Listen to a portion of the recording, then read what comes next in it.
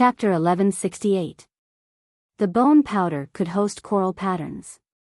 The coral patterns in the bone powder could instantly transform into bone insects through the burial pattern mode and attack targets in the air. Therefore, the bone lotus sea's attack range was not limited to the land. As long as the bone powder mist enveloped the area, it would be within Silver Splendor's attack range. As for the exclusive skill, Hermit Dead Servant, there was no rush. Dimensional lifeforms like alien insects had weak souls. Furthermore, the alien insects that descended from the Class 1 alien insect dimensional rift were weak. If he wanted to rely on such weak souls to nurture the first Hermit Undead Servant, he estimated that it would take at least a week. The exclusive skill allowed the Hermit Dead Servant to constantly grow stronger by devouring the dead souls that were killed by the Bone Lotus Sea. It was an important method and guarantee for Lin Yuan to create a forbidden land. Lin Yuan was looking forward to nurturing the Hermit Dead Servant in a week. Since the Hermit Dead Servant could not be nurtured in a short time, Lin Yuan decided not to pay attention to the Bone Lotus Sea that Silver Splendor had nurtured.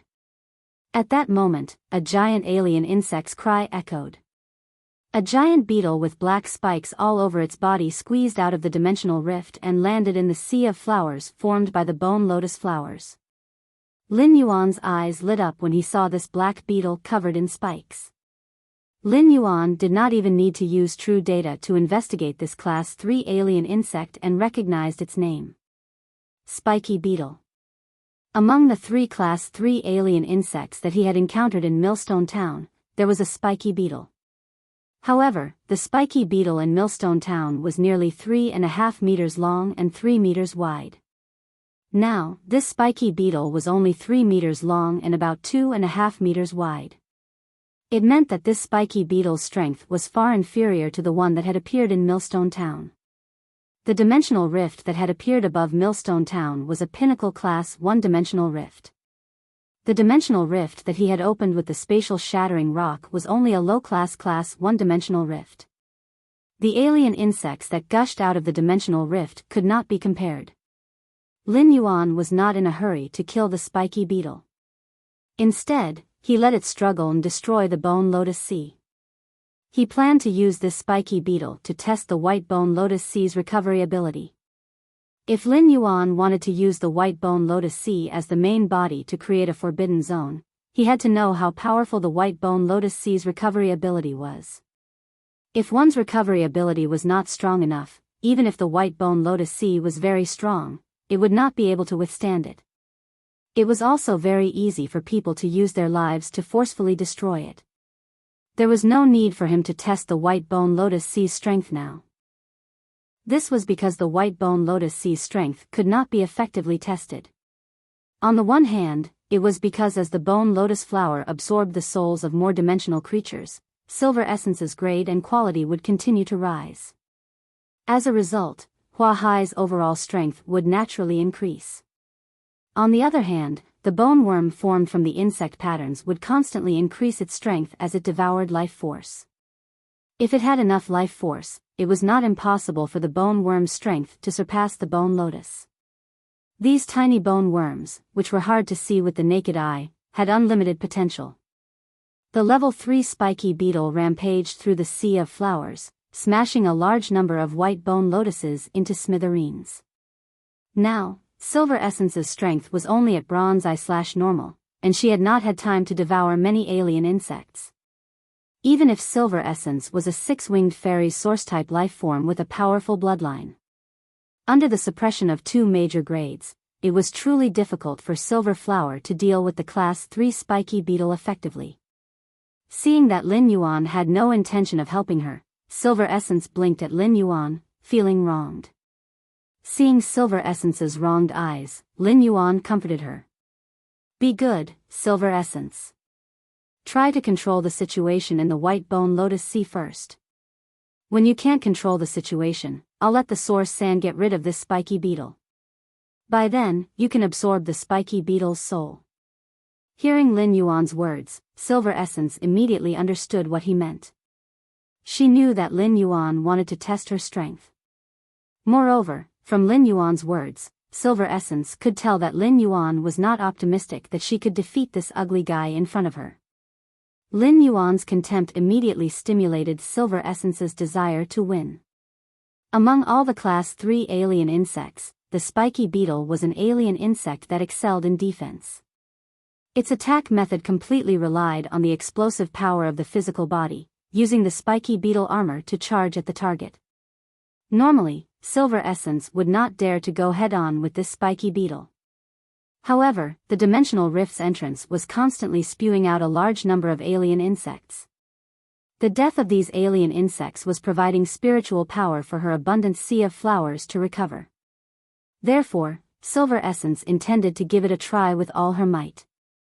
Suddenly, Silver Essence's silver eyes lit up, as though she had thought of a good way to win. Silver Essence circulated her spiritual power, and the huge crystal-like coral crown on her head lit up with a colorful luster again. Numerous colorful lotuses also grew wildly under Silver Essence's feet. Yinhua flew down from the sky and landed in the sea of white bone lotuses with the 7 colored lotuses under her feet. Immediately after, all the white bone lotus sea in the stadium became restless. At this time, the spiky beetle had already destroyed at least 100 square meters of the white bone lotus flower sea after several collisions and crushing it. Just as the spiky beetle was prepared to continue its collisions and wantonly destroy more white bone lotus sea, 7 colorful lotuses grew under the spiky beetle's feet. The stems of these 7 colorful lotuses kept extending and tightly grabbed the black spikes on the spiky beetle's carapace like hands. For a moment, the 7 colorful lotuses and the spiky beetle were in a stalemate, causing the spiky beetle to stop its wanton destruction. This scene left Lin Yuan dumbfounded. He knew that these colorful lotuses weren't Silver Essence's ability. When Silver Essence had transformed into a fairy and condensed the crystal-like coral crown on her head, these colorful lotuses had automatically appeared under her feet. It should be considered Silver Essence's innate ability. Silver Essence restricted the spiky beetle's movement, which meant that Silver Essence's bronze strength could contend with a Class 3 alien insect that was comparable to a gold fay. Lin Yuan couldn't help but sigh at the power of the 6-winged fairy's bloodline. Red Thorn's bloodline was even higher than Silver Essence's, and it was unknown how strong Red Thorn would be after entering combat mode. However, Silver Essence's grade was truly too low, and there were too many spiky beetles. Even if she could temporarily be in a stalemate, Silver Essence would still fall into a disadvantageous situation after a long time. Initially, the spiky beetle was restricted in place by the 7 colorful lotuses. But now, the spiky beetle was able to pull the 7 colorful lotuses and move a small distance. It seemed like the stalemate that Silver Essence had painstakingly created was about to be broken by the spiky beetle. End of this chapter. Chapter 1169. When Lin Yuan sensed that Yinhua's spiritual power was rapidly depleting, he sighed. Yinhua's desire to win is so strong. Lin Yuan had originally wanted to test the Sea of Flowers' recovery ability, but Silver Splendor had clashed with the spiky beetle. Although the level 3 spiky beetle's intelligence was not high, it was not a complete fool. After struggling for a while, the spiky beetle found a way to break the stalemate. The spiky beetle turned sideways and tore off the 3 7-colored lotuses that were wrapped around the black thorns. The stem of the rainbow lotus had a very strong elasticity. The force that broke the spiky beetle suddenly loosened. Half of the spiky beetle's body suddenly stood up. At this moment, a large number of bone lotuses grew vigorously from the spiky beetle's body. In the blink of an eye, it had reached a height of 3 to 4 meters. Lin Yuan looked at the changes in the Sea of Flowers through the white bone fog and knew that Silver Flower had switched from burial pattern mode to nurturing pattern mode again. The newborn bone lotus flower underwent a high-intensity hardening under the tattoo nurturing mode. The layers of bone lotuses pushed hard, and the spiky beetle was flipped over. The spikes on the beetle's back pierced into the ground, making it difficult for the beetle to turn its body, no matter how hard it tried. Upon seeing this, Lin Yuan gave Silver Flower's plan a thumbs up. Seeing that the rune nurturing mode worked, he flipped the spiky beetle's body over. Yin Hua then switched from nurturing rune mode to burial rune mode. While continuing to spawn bone lotuses to repair the sea of flowers destroyed by the spiky beetles, he also gave orders to the various bone worms in the sea of bone lotuses. The bone worms in the sea of flowers immediately rushed to the spiky beetle. Without the bone worm to clean up the alien insect corpses, the insect mountains in the sea of flowers piled up again. Lin Yuan watched as the black spiky beetle was instantly covered by tiny white objects and turned pure white. After the bone worms covered the spiky beetle's body, the spiky beetle struggled crazily. As it struggled, it let out painful cries from time to time. The bone worm was small in size, and when the spiky beetle turned its body over, a small gap would appear on its back. The bone worm could drill into the gaps of the spiky beetle's outer armor. As a level 3 alien insect, the spiky beetle's outer armor was hard. The bone worm, which had not consumed much life force, could not chew through the shell of the spiky beetle. Although the spiky beetle also had soft armor inside its carapace, this layer of soft armor could not prevent the bone worms from gnawing. Amidst the sorrowful cries of the spiky beetle, the beetle was chewed into an empty shell by the bone worm at a speed visible to the naked eye. After devouring the beetle's flesh, the bone worm returned to its previous position. The corpses piled up like a mountain in just half a minute. For now, the bone worms could not eat the outer shell of the spiky beetle, so it was dragged to a corner of the sea of flowers by the bone lotus. The sea of bone lotuses left an empty space in the corner. In Lin Yuan's opinion, this empty space was like Silver Splendor's small treasure vault. At that moment, Silver Flower flew out of the bone lotus flower's sea of flowers and flew in front of Lin Yuan. Lin Yuan, isn't Silver Flower awesome? Upon hearing that, Lin Yuan rubbed Silver Flower's face with the pad of his finger and said, "That's right. Yin Hua, you really gave me a pleasant surprise." The battle just now began when Silver Flower spawned a large number of bone lotuses to turn the spiky beetle's body over. Lin Yuan thoroughly witnessed the speed at which Silver Flower spawned bone lotuses to replenish the sea of flowers. Lin Yuan also had a good idea of the sea of bone lotuses' recovery ability. Silver Flower was still too weak now, and the sea of bone lotuses had just formed. Even the hermit dead servants had not appeared, so how could it be strong? When Silver Flower became a fantasy breed, a few more hermit dead servants would be cultivated in the sea of flowers. For the people living here, this forest was enough to be called a forbidden area that could not be set foot in. However, if he wanted this forbidden area to become famous and attract the real experts of the Divine Wood Federation to come and take risks, Lin Yuan needed to think of some other ways. From the moment Lin Yuan summoned Silver Flower, the insect queen had been shivering in Lu Jie's arms. Only its small head was exposed, and it timidly looked at Silver Flower. The pressure of the bloodline made the insect queen not dare to be presumptuous, flying in front of Lu Jie as usual. Lu Jie could not help but marvel in his heart while comforting the insect queen. After Lu Jie contracted the insect queen, he could not contract other phase or source-type life forms. Later, he contracted the source-type cocoon of evolution because the cocoon of evolution was essentially parasitizing the insect queen. It was equivalent to the insect queen contracting the cocoon of evolution, which had nothing to do with Lu Jie. Therefore, Lu Jie would look up information about fairy source-type lifeforms whenever he had time and had a very good understanding of them. He knew that the fairy source-type life form with the highest bloodline was a 6-winged fairy that had grown its 3rd pair of wings when it became a myth breed. Lu Jie's insect queen was originally a 4-winged fairy. After the insect queen mutated, it already had the capital to become a 6-winged fairy. This had been confirmed by his master, Night Leaning Moon. However, Lu Jie was not sure when the insect queen would transform into a 6-winged fairy. Lu Jie had always thought that his insect queen would be the first to break the fairy source-type life form record. But now, Lin Yuan had casually summoned a 6-winged fairy. Moreover, this 6-winged fairy's grade was shocking as it was only at bronze. Lu Jie felt that this world was simply too mysterious. Silver Flower was a miracle that broke history and common sense. This miracle was created by Lin Yuan. Lu Jie often browsed forums and posts related to fairies.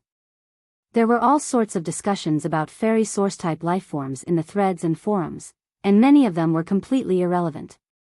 However, Lu Jie felt that if he posted what he saw on the forum or in the forum, he would be able to get a lot of attention. It was very likely that he would be treated as a mental patient by the netizens and scolded into a sieve. Lin Yuan looked at Yin Hua, who was blushing suspiciously after being praised by him.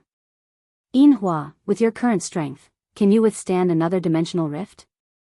Hearing this, Yin Hua hurriedly shook her head and said, Lin Yuan, I've already reached my limit by spawning such a sea of flowers. If I expand it further, my control over the sea of flowers at the edge will weaken. The sea of flowers can't be nurtured just because you have spiritual energy. The bone worm consumes the flesh mountain, and the bone lotus consumes the soul. Although it's an instinctive reaction, I still need to command and deploy them. Given my current strength, opening another dimensional rift is simply too difficult. When my strength increases to bronze V/flawless, the sea of flowers will be twice as large as it is now. At that time, I'll be able to handle another dimensional rift. Upon hearing this, Lin Yuan dispelled the idea of using 2.5 kilograms of void-shattering rocks to open another dimensional rift. End of this chapter. Chapter 1170. It wasn't a good thing to spoil things through excessive enthusiasm. While Silver Flower was playing with Lin Yuan, she saw the insect queen in Lu Jie's embrace. Silver Flower flapped her 3 pairs of wings and flew toward the insect queen. Silver Flower took the initiative to befriend the insect queen, and they quickly became friends. Silver Flower invited the insect queen to play in the sea of white bone lotus flowers. Seeing that his insect queen and Silver Flower were getting along well, Lu Jie revealed a smile.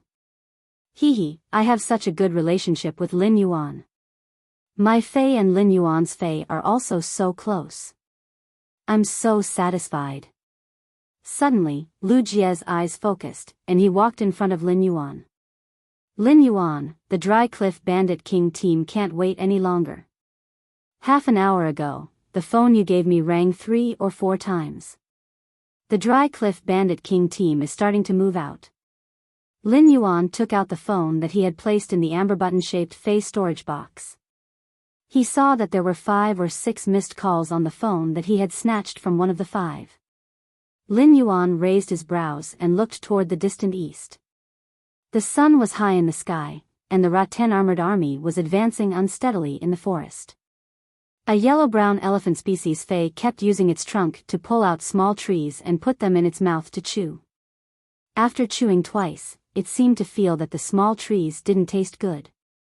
It disdainfully spat out the sawdust in its mouth onto the forest ground. 2 pure white tusks waved from time to time, leaving a half-meter deep gash on the trunk of a giant tree in the forest. I owe you so much. The yellow-brown elephant species Fei had a tent on its back that could block the glaring sunlight in the forest. It could also effectively block the leaves, branches, and fruits that fell from the sky in the forest. A woman wearing a silk gown was sitting inside the tent. The woman's silk gown was painted with all kinds of flowers, and the flowers were decorated with vine leaves. The excessive decorations made the silk gown, which was of good quality, look a little tacky. It had lost the original lightness of the silk gown. The silk gown was wrapped with a purple fur cloak. The animal fur on the cloak was very long, but the edges of the cloak were not smooth. Many of the fur on the edges were tangled together. It was obvious that this cloak had been made for a long time. After a long period of exposure to the wind and sun, the fur on the edge of the cloak had already lost its oil. In the Divine Wood Federation, clothing was very particular. Clothing often symbolized a person's status. The clothes worn by ordinary people were made of coarse hemp silk drawn from plants. On the other hand, some servants, or people who couldn't even live on, could not even wear sackcloth. They could only wear clothes made of plant branches. Not only were these clothes made from tattered branches and leaves prickly, but they would also fall apart in a few days. He had to weave it himself again, which was very troublesome. After all, the Divine Wood Federation had the most plant phase. The Divine Wood Federation's power structure was the same as that of the Iron Hammer Federation. Creation Masters could establish clans of different classes according to their occupation rank. Family members established by Creation Masters had always been called nobles in the Divine Wood Federation. These people were more particular about their clothes. While the Divine Wood Federation was rich in plant species phase, it also had abundant insect species phase. The nobles preferred to wear spirit chi clothing that was weaved from insect species phase. They would also carve complicated decorations on the plain silk clothing. Apart from silk clothing, the most sought after by the nobles were fur-type spirit chi clothing. Beast species phase were very rare in the Divine Wood Federation, and every noble was proud of having a good leather fur-type spirit chi clothing. While the woman in the tent sat down, she deliberately put the fur cloak to the side. She was afraid that it would press down on the fur cloak, making the fur cloak not as upright and fluffy as before. Apart from the clothing, the woman had average looks. However, she had heavy makeup on her face. It made the woman's arrogance that had nowhere else to exude be tainted with a trace of worldly aura. At that moment, the woman gritted her teeth. While looking at the road ahead, she snorted coldly. It's best if something happened to the 5 of you and were eaten by the wild beasts in the forest. If the 5 of you dare to come back, wait to be whipped into meat paste by the vines. Just when the woman was bored to death, she heard a feminine yet resonant voice shout from below. Miss Luoya, the banana wood elephant has been hungry all the way. It's time to feed it something. If we don't feed the banana tree elephant now, it will be so hungry that it might go crazy when it sees a fruit tree. Roja waved her hand and summoned a huge yellow moth. This moth had a wingspan of 2 meters, but its body was very bloated. There were no patterns on the wings, but they were covered in fine powder. As a result, this butterfly species Fae did not have a trace of beauty and was even a little disgusting. Luoya jumped onto the moth Fae and let it carry her to the ground. Roja frowned and said to the tall long-haired man in front of her. Fu Di, I fed this banana tree elephant some spirit liquid that I got from my father. It has a chance to break through to the gold rank in a short time. When you feed it later, feed the banana wood elephant more nutritious food. The long-haired man, Fu Di, was the leader of the Withered Cliff Bandit King group. He was also Luoya's loyal bootlicker. After establishing a relationship with Luoya, he coaxed her into becoming the vice-captain of the Withered Cliff Bandit King group. He had made use of Luoya's relationship to obtain plenty of Creation Master resources. The banana wood elephant was not Luoya's Fae, but the property of the Withered Cliff Bandit King group. It was a great thing for the entire Withered Cliff Bandit King group that the banana wood elephant had reached the gold rank. Fu Di was abnormally surprised, so he habitually licked Luoya's bootlicker. Young Lady Luoya, wait until we find the Deep Burn Federation's caravan. I will get my brothers to kill the ugly ones and the old ones. Detain all the handsome young ones for Miss Luoya. Luoya replied indifferently. A small caravan that travels all over the world to trade for resources. They must be exposed to the elements. What good goods can they have? Thinking about this, Luoya felt that this operation had become boring. Luoya had poured in Creation Master resources for the Withered Cliff Bandit King group to become stronger, but it was not for these 300 bootlickers. With Luoya's Class 2 family background, she was definitely a noble lady in her small city. Back then, Luoya had been persuaded by Fu Di to become the vice-captain of the Withered Cliff Bandit King group because Fu Di had promised to find good goods for her. However, as Luoya played more, her standards were getting higher and higher. A few years ago, she felt that they were good goods, but now, they could no longer enter her eyes. This made Luoya abnormally vexed. Just as Luoya was inspecting the surroundings, she suddenly saw a figure rushing towards the Withered Cliff Bandit King group. End of chapter. Chapter 1171. A cool breeze blew, the sea was calm. The sunlight shone on the surface of the sea, making the sea look like a piece of golden jade. The gold on the surface of the sea and the blue under the sea blended together, forming a rippling warm green.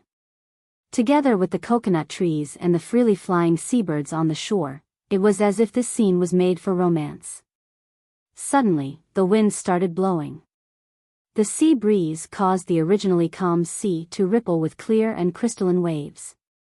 The waves were like silk dancing in the wind, layer after layer wrapping the golden jade-like surface of the sea. A wave of fragrance blossomed on the sea. The moment this fragrance appeared, it sealed off the coast of the island. After the fragrance sealed off the island, lotus leaves grew one after another on the surface of the sea.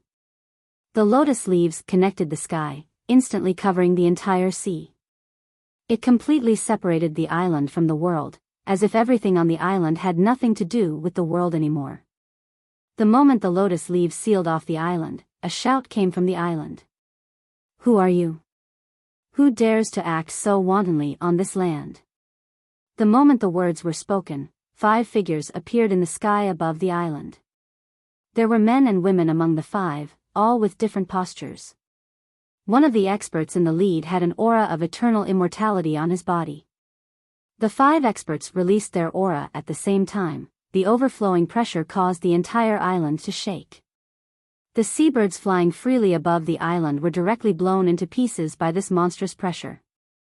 3 of the experts even waved their hands to summon their spirit creatures. After these spirit creatures were summoned, the pressure above the island became even denser. Suddenly, a light laugh came from within the fragrance. Hee hee. This should be the 3rd pagoda cannon lair on the way. The moment the light laugh came out, the experts above the island with undying aura acted as if they were facing a great enemy. They released their pressure and frantically swept the sea, as if trying to find the location of the person who just made the sound. However, after searching for a while, they still couldn't find anything, causing the experts above the island to shiver. At this time, a girl with waist-length blue hair quietly descended on the largest lotus leaf on the sea. The fragrance fills the air, the makeup reflects the light red. The singing is from the sky, the dance is from the royal palace. Different from the experts above the island who were on guard, the girl on the lotus leaf was very relaxed. There was even a hint of laziness in his expression. The woman's exquisite face had a pair of almond-shaped eyes that could be said to be peerless. The corners of her almond-shaped eyes were slightly raised, and the upward curve made the woman's eyes seem to be blooming with the softest of lotuses. This pair of phoenix eyes with a flirtatious arc appeared on the blue-haired waist-length woman's body, making the blue-haired waist-length woman's natural charm. However, the woman's sharp brows suppressed this charm. The charm of the woman's eyes clashed with the sharpness of her eyebrows, and the extreme feminine and masculine characteristics appeared on her face. It gave this face an extremely neutral beauty. Meanwhile, the woman's cherry lips and fine nose embellished the extreme androgynous beauty, brewing a quality that was even more charming. At this moment, the woman narrowed her eyes and looked at the experts of the Sky Tower cannon on the island. Oh, there's actually an undying pagoda cannon. The strength of this nest is not bad. How lucky. The woman's words were filled with undisguised killing intent. The woman with waist-length blue hair suddenly appeared. However, after the woman appeared, the 4 seas calmed down, as if the entire ocean region had found its backbone. Following which, the water in the sea wantonly cheered, celebrating the arrival of the waist-length blue hair woman. The celebratory waves under the heaven-reaching lotus leaf collided and blended with each other, playing a water movement that could be said to be the sound of nature. The woman waved her hand lightly, and that hint of laziness disappeared from her expression. An aura that could command the world shot out from the woman's body. With a wave of her hand, the calm sea surface split into 8 with the woman as the center. 8 water pillars gathered the water of the 4 seas and rose up, forming a platform under the woman's feet. The waist-length blue hair woman sat on the platform of the 4 seas, like a lotus blooming in the ocean. Looking at the celebratory platform that the seawater had built for the woman, the only female expert in the sky above the island said in surprise. Able to make the ocean region feel close to her, willing to obey her orders. This ability to communicate with nature, the spirit of heaven's favor. It's actually someone from heaven-blessed dojo. At the mention of heaven-blessed dojo, the experts of the pagoda canon on the island felt a bit more at ease. The female expert of the pagoda canon took a step forward and shouted at the blue lotus in the sea. What does your heaven-blessed dojo mean by this? Since when did heaven-blessed dojo dare to cause trouble for the pagoda canon?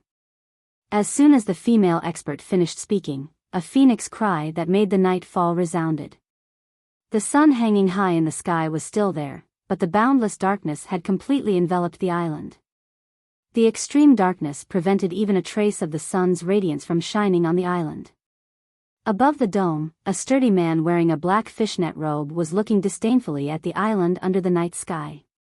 Immediately after, the sturdy man's figure flashed, and a woman's mournful scream resounded in the sky above the island. At this moment, an extremely angry shout resounded from inside the island. Heaven-blessed dojo dares to kill the Crimson Tower's chanter. How dare you? Today, all of you will stay here. Burn to death, scorching world dragon. Immortal body, activate. A scorching and dazzling aura blossomed in the sky above the island, and in the blink of an eye, a world that resembled a lava hell was opened. In this world, there were 8 volcanoes that were spewing scorching lava. In the crater of the volcanoes, there were 8 creation earth veins that resembled dragons and snakes. After the scorching world serpent opened up the infernal lava world, the dark night was excluded from the island. At the same time, the waters of the 4 seas began to boil in an instant. In the center of the flame world, a man with a square face and a dignified expression suddenly transformed into a red-scaled dragon that was nearly a kilometer long with obvious insect-like characteristics. A deafening dragon roar resounded in the sky. Immediately after, the 8 creation earth veins in the lava hell world's volcanoes merged into one and shot into the scorching world dragon's body. The scorching world dragon once again transformed into human form. This time, the scorching world dragon's human form was not a normal human form. The scorching world dragon's human form still retained 5 distinct Fey characteristics. 2 horns, a pair of dragon wings, a pair of dragon claws, a pair of dragon feet, and a mouth of dragon teeth. The scorching world dragon wore red armor and wielded a dragon bone spear. A playful smile appeared on Bai Feng's face when she saw the scorching world dragon. Amazing, he. The immortal armor will only appear after forging the dragon eyes, dragon tail, dragon scales, and awakening the 4th refinement of immortal body. At this point, Bai Feng's heart sank. 4th refinement of immortal body is what you think is enough to keep us here? You're still far from it. As Bai Feng's voice fell, a black phoenix that blotted out the sky appeared in the sky. End of this chapter. Chapter 1172. After the black phoenix appeared in the sky, the air above the 4 seas became even thinner. It was as if even the air was lost in the eternal night and was about to disappear. There was nothing special about the black phoenix. However, this wasn't because the black phoenix's appearance was mediocre. Enveloped by the pure power of night, the black phoenix was like a phoenix-shaped black hole that had split open in the sky.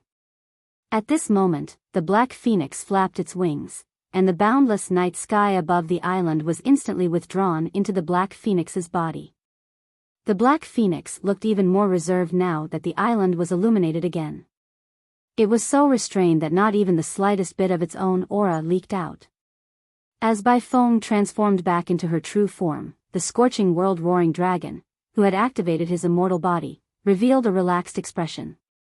Relieved, the scorching world Oregon mocked Bai Feng. Undying level 3, you haven't even awakened the colored armor on your undying body, yet you still shamelessly say you're far from it. Today, you will stay here and be burned to ashes by the flames. Bai Feng said disdainfully as she flung her dark tail feather that was wrapped in the power of eternal night.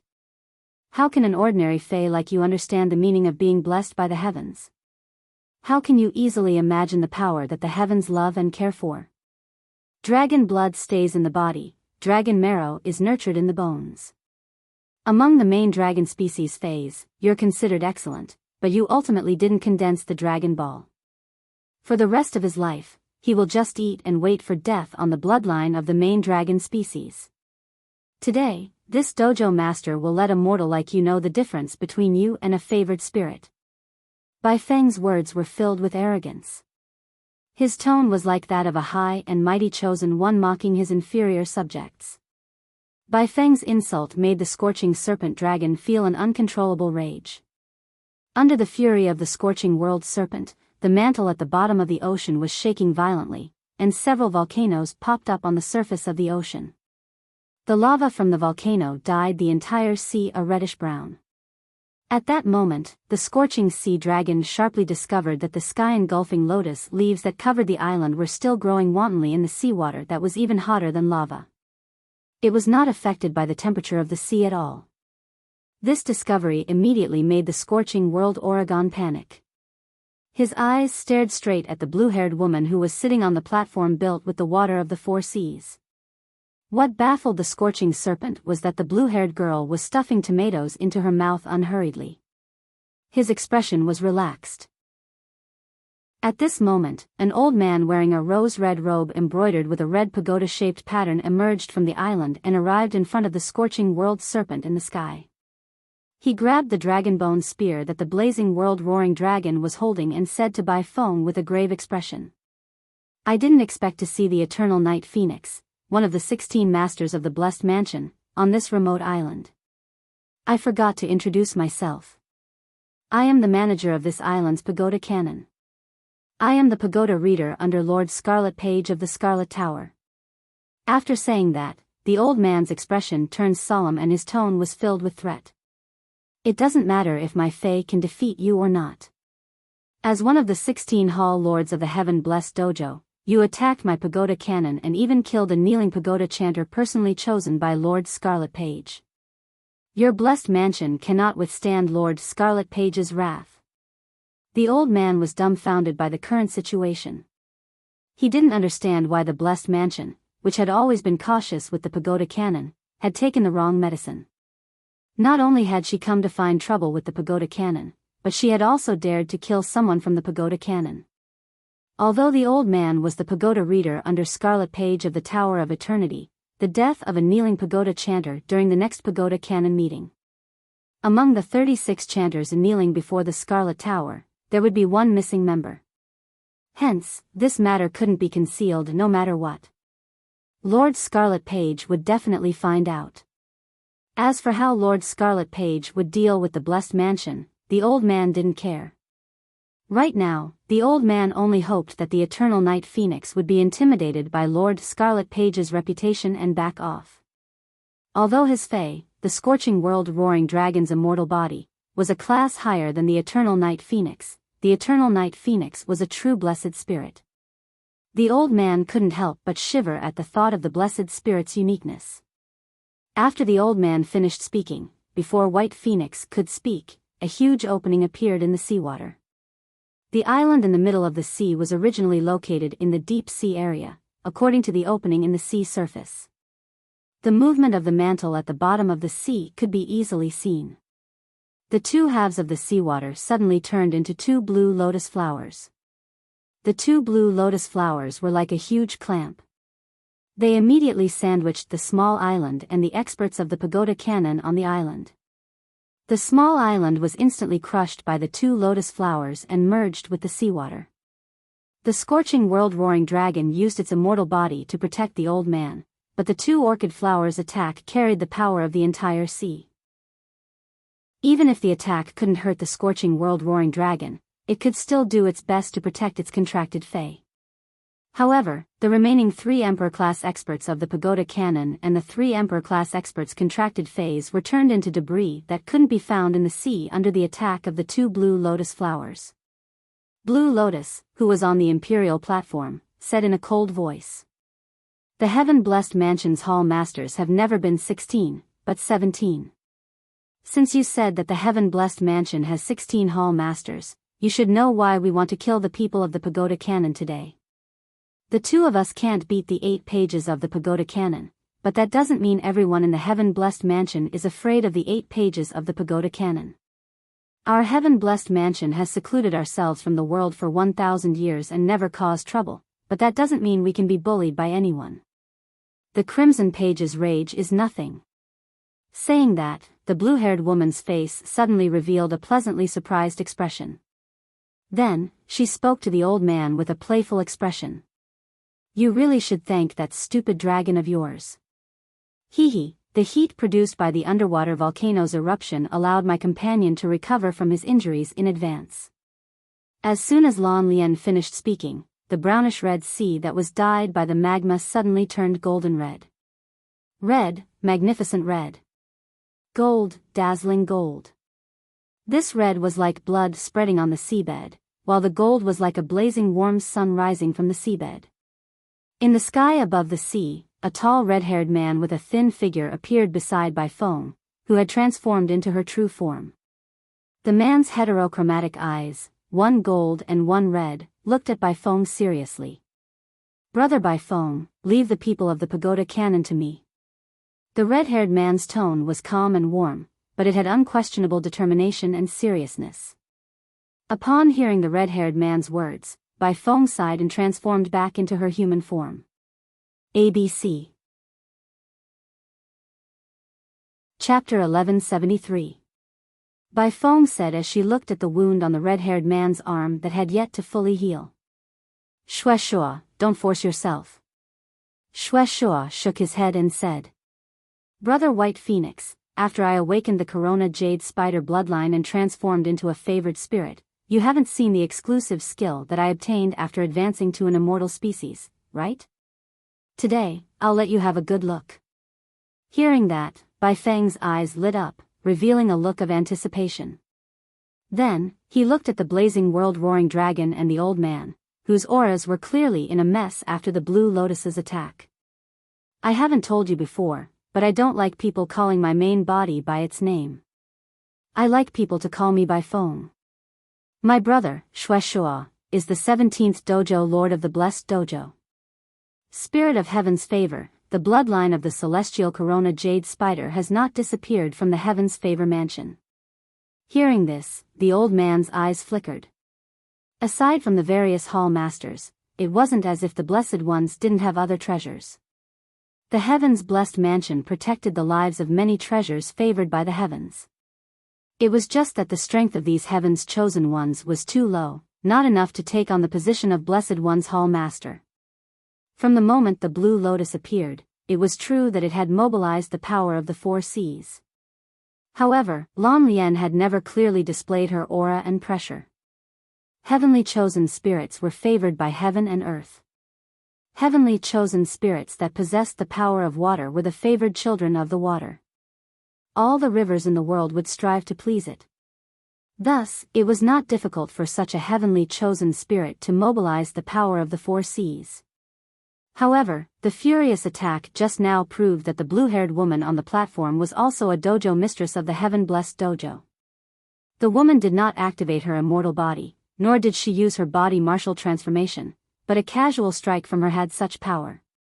This meant that the woman was probably more powerful than the eternal night Nether Phoenix. After realizing this, the old man knew that he and the scorching serpent wouldn't be able to escape. If it was just White Phoenix, the old man knew that even if he used his sacred source life form and the scorching world-roaring dragon activated its immortal body, he would not be able to escape the eternal night Dark Phoenix's attack. But there were still a few hours before nightfall. These few hours were enough for him to find a way to seek Lord Scarlet Page's protection. If the eternal night Nether Phoenix continued to chase after him, the blessed mansion would have one less owner. Now, however, there was an additional divine spirit that wielded the power of water. Moreover, this was the ocean, and every single tide was a tentacle of the chosen spirit of water. Under the pursuit of Si Zhang's divine spirit of water, there was no way he could escape the sea. 2 attacks from the 2 heavens blessed dojo masters killed 4 of the Scarlet Tower's kneeling chanters. From this, it could be seen that the other party had no intention of letting him leave alive. The old man was already prepared to die, but when it rains, it pours. The old man, who had the will to die, suddenly realized that the spirit of providence that had attacked the base of the pagoda cannon wasn't one of the 2 spirit of providence. There were 3 of them. He thought too highly of himself. When the blue-haired woman first appeared, she said that this was the lair of the third pagoda cannon. Presumably, the other two bases of the pagoda cannon had also been attacked by the three heaven-blessed dojo masters. As for why there was no news, the old man was not confused at all. It would be strange if news of the three heaven-blessed dojo masters attacking together had spread. However, looking at the current situation, the injured heaven-blessed dojo master had decided to attack his main fae, the scorching roaring dragon, alone. Under the old man's perception, the heaven-blessed dojo master discovered that his strength had just evolved from a creation breed to an immortal breed. His immortal body was only at first refinement. The old man believed that with the support of his sacred source life form, the scorching roaring dragon might be able to kill the heaven-blessed dojo master. With that in mind, the old man shouted at Shueshua, Bai Feng, and Lan Lian. Let's make a bet. If I defeat this heaven-blessed dojo master with the bloodline of the Sky Corona Jade Spider, I won't hurt him, and you'll let me live. Bai Feng was speechless when she heard the old man's words. Old thing, let's not talk about whether or not you can defeat my brother. Even if my brother falls into a disadvantageous position, do you think I and this iron lady beside me are joking? As soon as Bai Feng finished speaking, she felt a strong gust of wind rushing towards her face. Bai Feng reached out and caught a tomato out of habit. He picked up the tomato and put it into his mouth with a smile on his face. I've cheated a tomato. Lan Lian was infuriated. At this moment, Lan Lian's expression was still relaxed. He recalled the exclusive skill that Shueshua had obtained when he had completely activated the celestial jade spider bloodline after advancing to an immortal species. Lan Lian felt that it would take at most 3 minutes for this chaotic sea region to completely return to peace. The old man was enraged when he heard Bai Feng's words. His anger was mixed with hysterical despair. This anger didn't just come from the ridicule in Bai Feng's words. It was because the old man knew that he had fallen into a predicament where he would surely die today. Under this predicament, he had no hope of seeing the activation of the hibernating one. It was also impossible for them to witness the true revival of the world of spiritual energy under the guidance of the pagoda cannon. The old man, who knew he was going to die, calmed down after his anger and despair. The old man looked straight at Shueshua and said in a hoarse voice. What the blessed dojo has done today is no different from declaring war on the pagoda cannon. The old man placed his hand on his chest and looked at the crimson pagoda mark on his robe. Immediately after, a cup burning with raging flames appeared in the old man's hand. The old man chanted. The cup of fire, ignite the flames of the heavens with the power of lava. Burn your body, scorching world drake. As the old man chanted, the entire world seemed to become a part of the cup of fire in an instant. The power of lava at the bottom of the sea boiled violently. The power of lava formed a stream that rushed up from the bottom of the sea and poured into the cup of fire. As the power of lava poured into the goblet of fire, the entire sky was set ablaze. The world was filled with burning clouds of fire. The clouds of fire scattered flames like rain. These flocculent flames caused the temperature between heaven and earth to suddenly reach a peak. Under this intense temperature, the sea level dropped at a speed visible to the naked eye. After activating its immortal body, the scorching world drake held the dragonbone spear upside down. The aura of the scorching world drake and the dragonbone spear merged into one. After activating its immortal body, the scorching world drake performed spirit return and entered its most powerful battle form. At this moment, the body of the scorching world drake that was burning the world grew several dragon bones that broke through its flesh. These dragon bones were extremely sharp and were surrounded by a high temperature that could burn everything. The cold light that flickered at the tips of the bones manifested the lethality of these protruding dragon bones. ABC Chapter 1174. The blazing aurochs did not engage in close combat with Shueshua immediately. Instead, it coordinated with the sacred source life form, the goblet of fire, and directed the flames to attack Shueshua. This seemingly perfunctory attack was the blazing auroch's attempt to test Shueshua's strength. The blazing aurochs had never come into contact with a heaven-blessed spirit before, let alone fight one. Hence, the blazing aurochs were unconvinced by Bai Feng, who was a level 3 immortal. Moreover, Shueshua had just become an immortal species. However, the caution of a contractor forced the blazing aurochs to be cautious. Shueshua did not move when he saw the flames flying towards him. Shueshua's eyes were filled with endless sorrow and remembrance as he watched the burning world. The day his daughter was born, the day before the Jade Gui died, was the happiest day of his life. The Jade Gui that gave birth had set the world ablaze.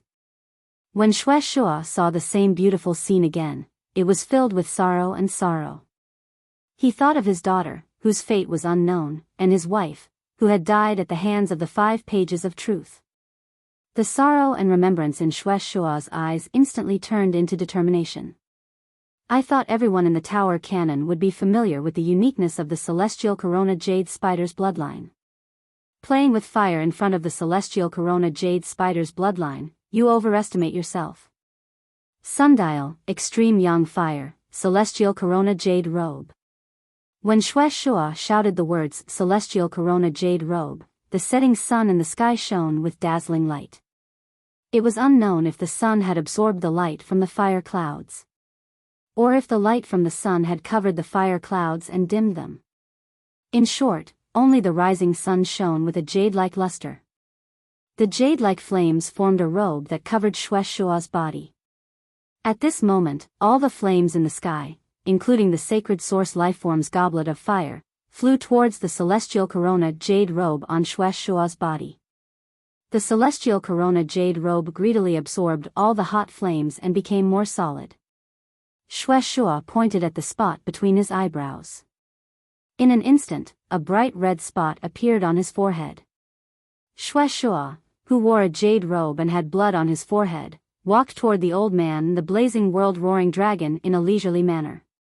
No one knew if it was because the bright red color between Shueshua's eyebrows was too soul-stirring, or if the jade-clothed Shueshua was like a sun god descending to the mortal world. With every step that Shueshua took, the pressure that the old man and the scorching world Oregon had to endure increased. The blazing world-roaring dragon could no longer endure the pressure that Shueshua was exerting on it. It suddenly attacked Shueshua. As soon as the heavy fist, which was covered with bone spikes, touched Shueshua's sky gui jade robe, the left arm of the dragon, which had activated its immortal body and entered the soul return state, was burned into nothingness by the robe. Shueshua looked at the scorching world-roaring dragon in front of him and said, "The temperature of the Celestial Corona Jade Robe is the temperature of the sun's surface. A main dragon species Fae that hasn't even condensed a dragon ball has to fear the sun even if it knows how to play with fire." As he spoke, Shueshua spread his arms and embraced the blazing world-roaring dragon.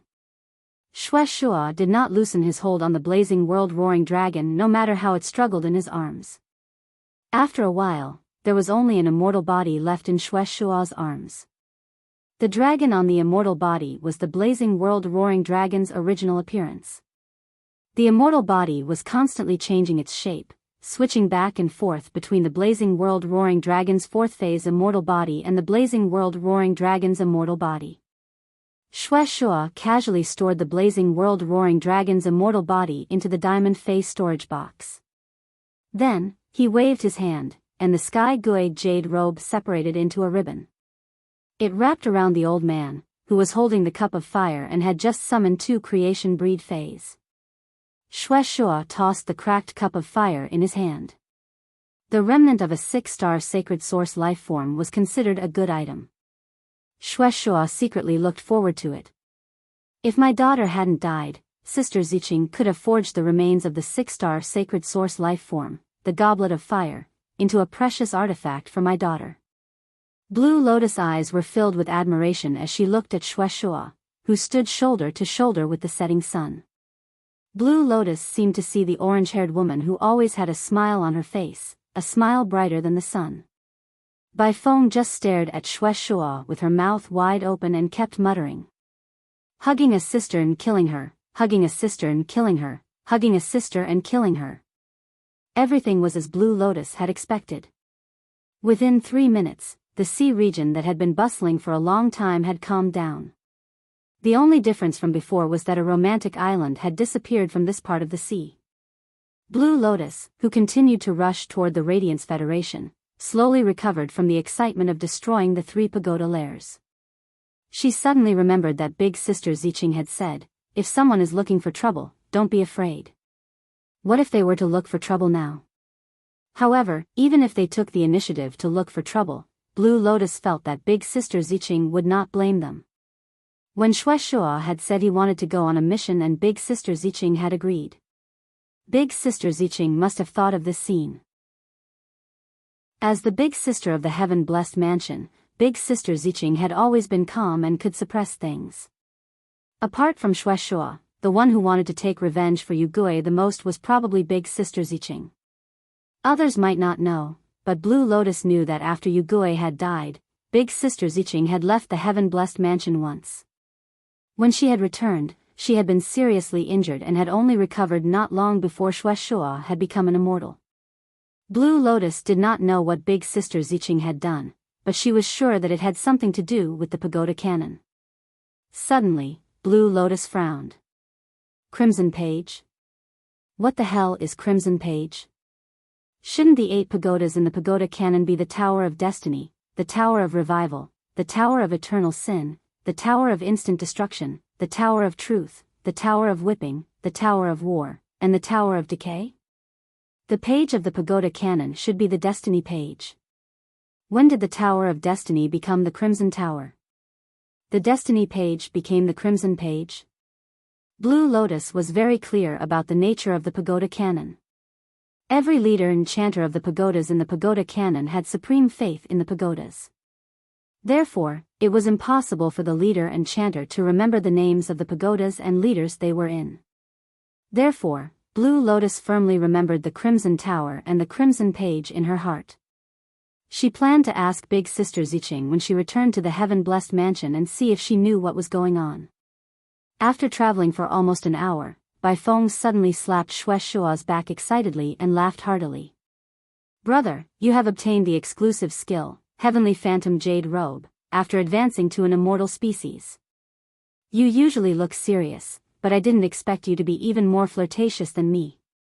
Shueshua was startled by Bai Feng's sudden slap and started coughing. He looked at Bai Feng in confusion and felt that she was not very smart. Also, what was the flirtatious that Bai Feng mentioned? Was there really someone in this world who was more flirtatious than Bai Feng? If you like this book, please come to the main QQ reading site to support the original version. Requesting for a full subscription. Recently, there has been a lot of good stuff in these few chapters. Everyone, please read it carefully. Also, please request for recommendation tickets, monthly tickets, full subscription, and tips. Button writes late into the night and is extremely diligent.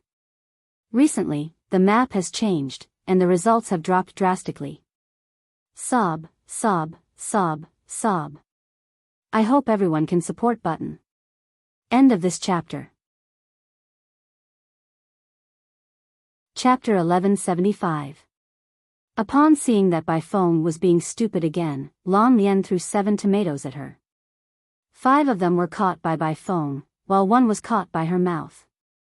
Bai Feng simply did not have the space to catch the 7th tomato, so she could only watch the tomato hit her face and blossom. Thinking that they were going to the Radiance Federation this time, Lan Lian assumed the posture of a big sister in the team. The 3 of us should report to Zhao Xia and Night Leaning Moon before going to the Radiance Federation this time. Along the way, we've also heard the news that the Azure Federation's 2 Azure envoys brought sequence 90 to 100 Azure 100 out of the Radiance Federation. In this case, it's fine if we don't get into trouble when we go to the Radiance Federation's territory. If we get into trouble, even if we're the blessed spirits of the undying species, as the Hall Masters of the Heavens blessed dojo, the Radiance Federation will not give us any face. Upon hearing that, Shueshua nodded and recalled that the Moon Empress and Chief Guard Yi had helped Yugui. Although he had not been able to save Yugui's life, Shueshua still had a grateful look on his face. Bai Feng had also used her tongue to clean the tomato sauce on her face. Upon seeing Lan Lian's serious face, Bai Feng said smugly, "What trouble can we get into? What kind of trouble can we get into? If the people in the Radiance Federation don't take the initiative to provoke me, I won't take the initiative to cause trouble. But if they provoke me, I can't swallow my anger." Upon hearing that, Lan Lian looked at Bai Feng speechlessly as though she was looking at a fool. "Then when we reach the Radiance Federation, let's split into 2 teams and act separately. I'll be in one team with Shueshua, and you'll be in the other team. The Radiance Federation has 7 stabilizing weapons. If you're not afraid, go ahead and show off. If something happens, don't look for Shueshua and me. We don't have any face in the Radiance Federation." Upon hearing Lan Lian's words, Bai Feng wanted to refute, but she thought of the Radiance Federation's legendary 7 stabilizing weapons. She subconsciously shrank her neck and did not dare to be naughty anymore. While the immortal battle was happening on the island, Luo Ye's maiden heart, which had not been stirred for almost 10 years, was once again stirred. As a noble lady from a Class 2 Creation Master family, anyone in the town would have to bow and address her as Mississippi. Growing up in such an environment, Luo Ye didn't believe in love at all, let alone love at first sight. But this person is like a rainbow. When he meets the sky, he will know that he is there. At this moment, looking at the boy running towards her, Luo Ye believed in the so-called love at first sight. At first glance, Roya's eyes couldn't move away from the figure that was running towards her. Colorful fireworks ignited in Luo Ye's heart. This made Roja feel a throbbing from the depths of her soul. The young man was in a sorry state. His clothes had been cut open for some reason. It was also covered with sticky mud, which had now completely dried up. As the young man ran, his clothes would be pulled, and the dried mud would be crushed. The youth's face was also covered in mud. However, even though the young man was in such a sorry state, he still faintly exuded a refreshing aura. It was like a small white poplar bathed in the sun. Not only that, but with Luo Ye's eyesight, she could tell at a glance that the youth's clothes were extraordinary. The jewels hanging from the youth's torn spirit chi clothes were produced from the Class 1 and Class 2 underground dimensional rift. Such jewels weren't cheap in the Divine Wood Federation. Just from the clothes, Luo Ye could determine that this youth was a noble like her.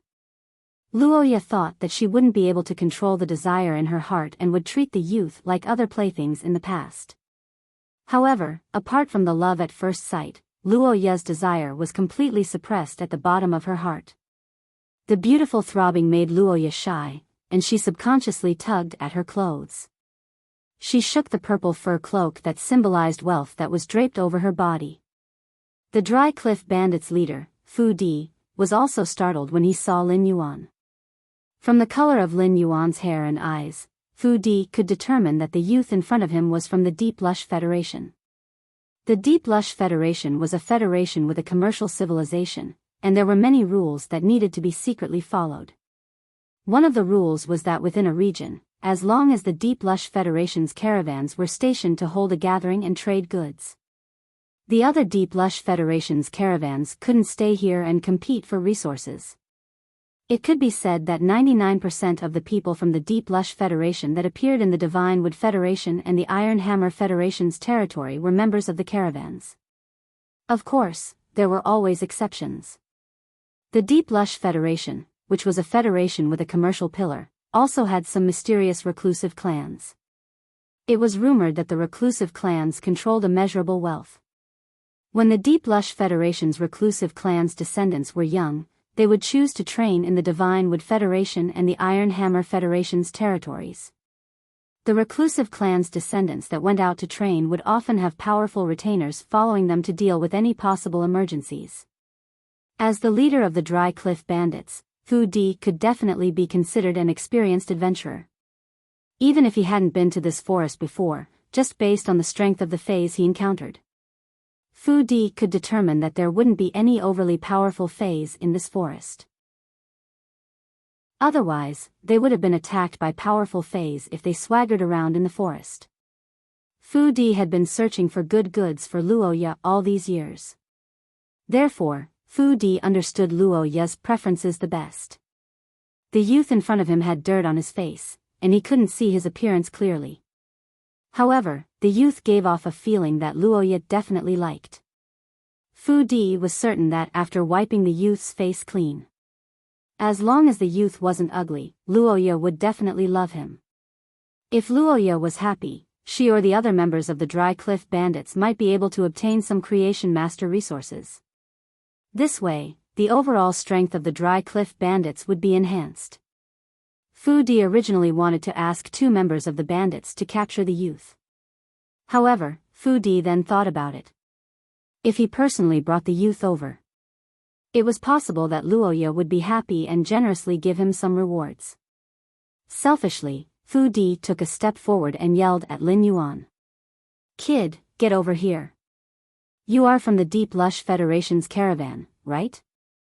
Just as Fu Di shouted, he heard Luoya say angrily to him. "What are you shouting for? Be civilized. What kind of manners are you shouting?" After hearing Luoya's words, Fu Di was confused. "Big sister, your voice is much louder than mine just now. Also, when did Big sister talk about manners?" Under the watchful eyes of the 300-meter bandits, "Big sister, you have had a lot of fun too."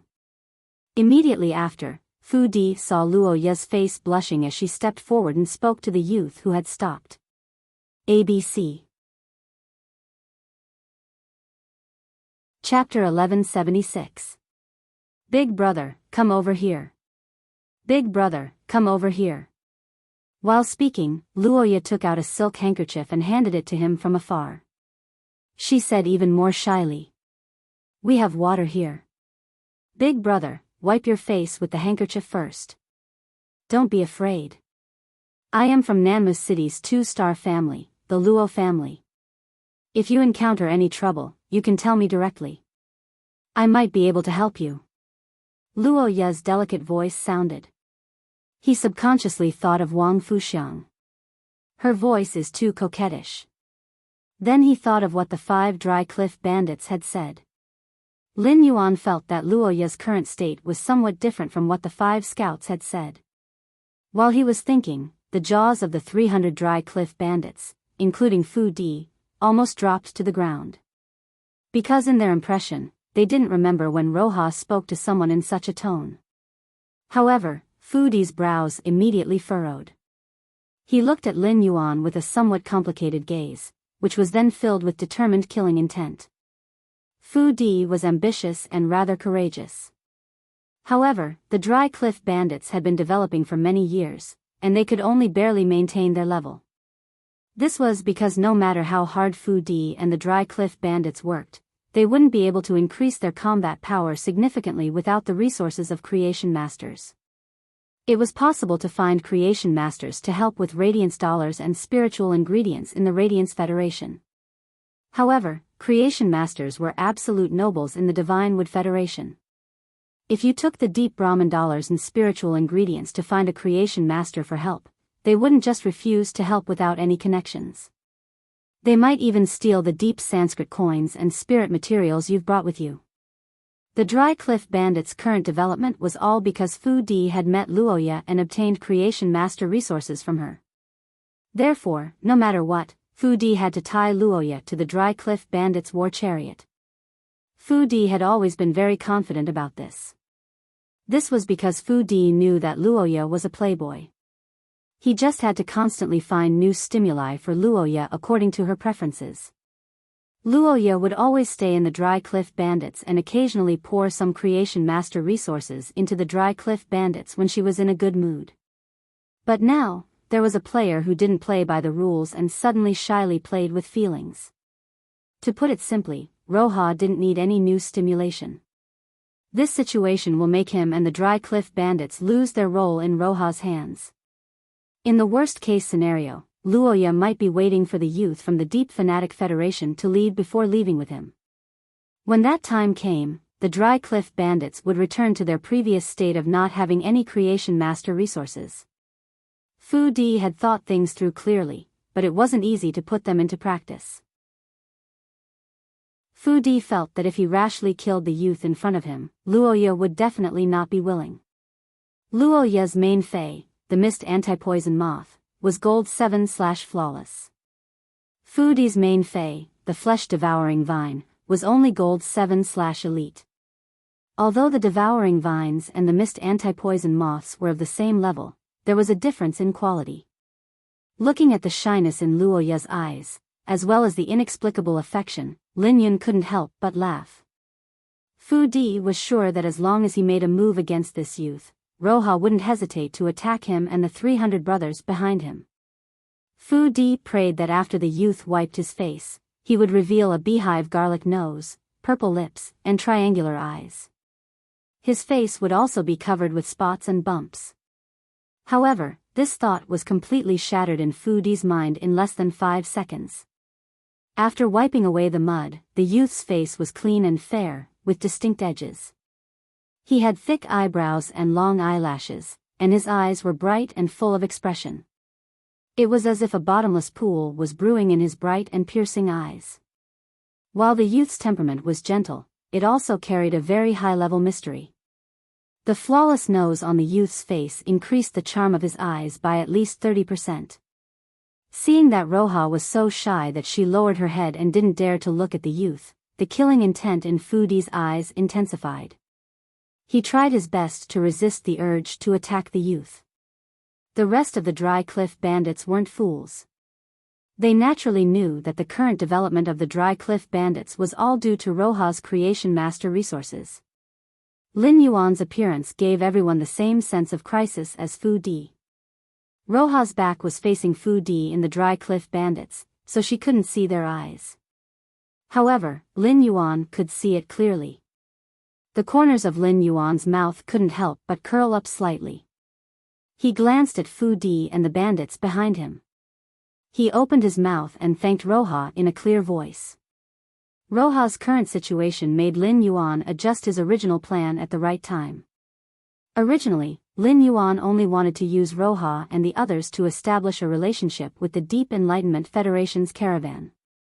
Then, he would capture Roha and bring her to the underground palace and use any possible means to get the information he needed from her. He would also get rid of the information and understand the Divine Wood Federation's situation in a real sense from the natives. However, Lin Yuan now felt that it was more useful to leave Roha outside than to capture her and bring her back to the Forbidden Area. Roha came from a 2-star family in the Divine Wood Federation's Nanma City. She definitely had a transcendent status in Nanma City.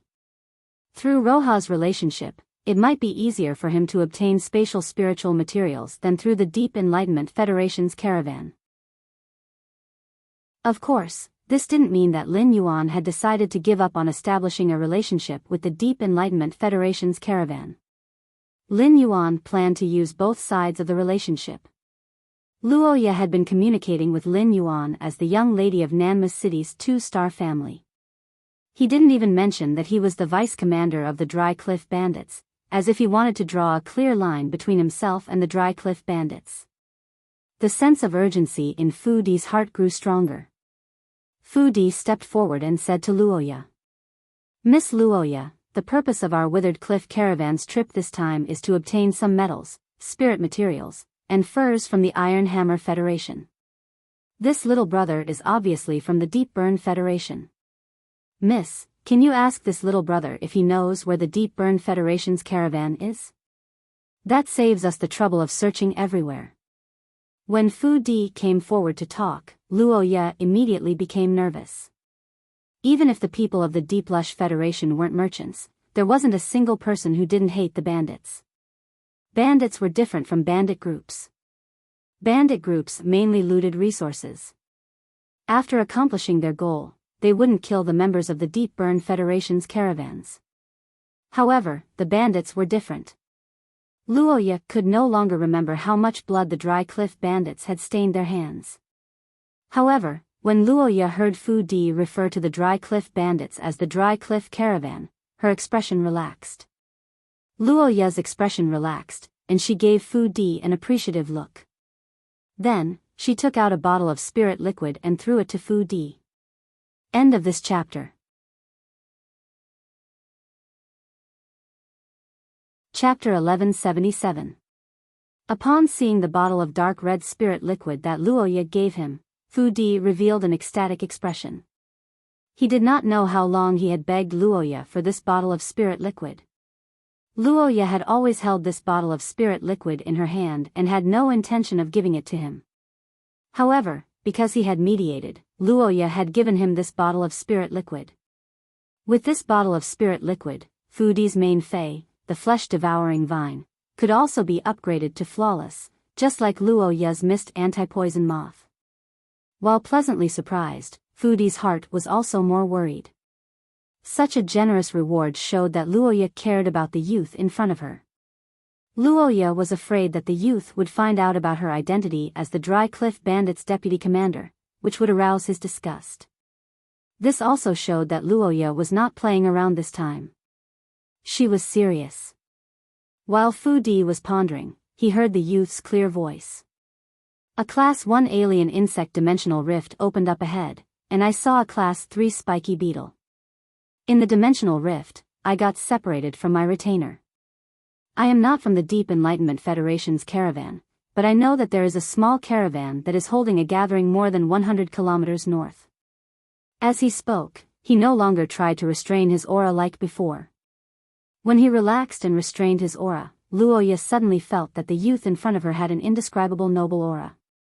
This kind of noble aura could only be cultivated by those who were truly held up to the clouds. Luoya had only seen such a noble aura in the Divine Wood Federation's main city's Class 3 or Class 4 family members. After this touch of noble aura was revealed from the youth's body, the gems produced from the Class 1 and Class 2 underground dimensional rift on the youth's clothes seemed to have turned into clay. They were completely suppressed by the youth's aura. It was like placing a piece of fluorite next to a slate, and one could easily feel the fluorite's luster. However, if the slate was moved away and replaced with a piece of glass-type jade, in comparison, the fluorite would become dim. Luoya was even more fascinated by Lin Yuan's noble aura. In fact, Lin Yuan had deliberately released a few layers of his aura because he felt that since he wanted to build a relationship with Luoya, he had to show the corresponding foundation. Only by taking out the corresponding foundation could Luoya ignore other factors. He was still willing to trade with him sincerely. After Lin Yuan pointed the way, Fu Di gritted his teeth and led the 300-meter brothers toward the Deep Lush Federation's caravan. Luoya originally wanted to invite Lin Yuan to call them banana wood elephants. But when he saw the banana wood elephant throwing out brown objects from its tail from time to time, he hurriedly rejected Luoya's invitation. This banana tree elephant had just been fed by the Dry Cliff Bandits, so there was no space left in its stomach. He was in a hurry to pour it into his stomach. If one were to ride on the back of a banana tree elephant, with the digestion speed of the elephant, the smell would definitely not dissipate. Upon seeing that Lin Yuan had rejected its request to ride with it, it could sense the disdain in Lin Yuan's eyes toward the banana wood elephant. Roha directly commanded 3 members of the Dry Cliff Bandits to lead the banana tree elephant to the back of the group. The banana wood elephant was now a Silver X/Elite Fey and was just a step away from reaching gold. Since Lin Yuan was so disgusted with the banana tree elephant, it was clear that he looked down on it. This made Luoya even more convinced that Lin Yuan's foundation was extraordinary. Luoya thought to herself, if Lin Yuan is an ordinary person in the Deep Enlightenment Federation, the old man at home will never allow me to marry him. But if Lin Yuan is a person with a foundation, then the snobbish old man at home might not be so opposed. At the thought of this, Luoya's heart suddenly tightened. A thought appeared in her mind. What if Lin Yuan's family was more powerful than the 2-star family that she was in? At the thought of this, Luoya felt that she should treat Lin Yuan better. After walking for less than an hour, Fu Di had sent at least 2 people to deliver food to Lin Yuan. Lin Yuan did not reject it. It was not that Lin Yuan looked down on Fu Di, but the Princess Luoya's vicious venom law had already reached Myth 3.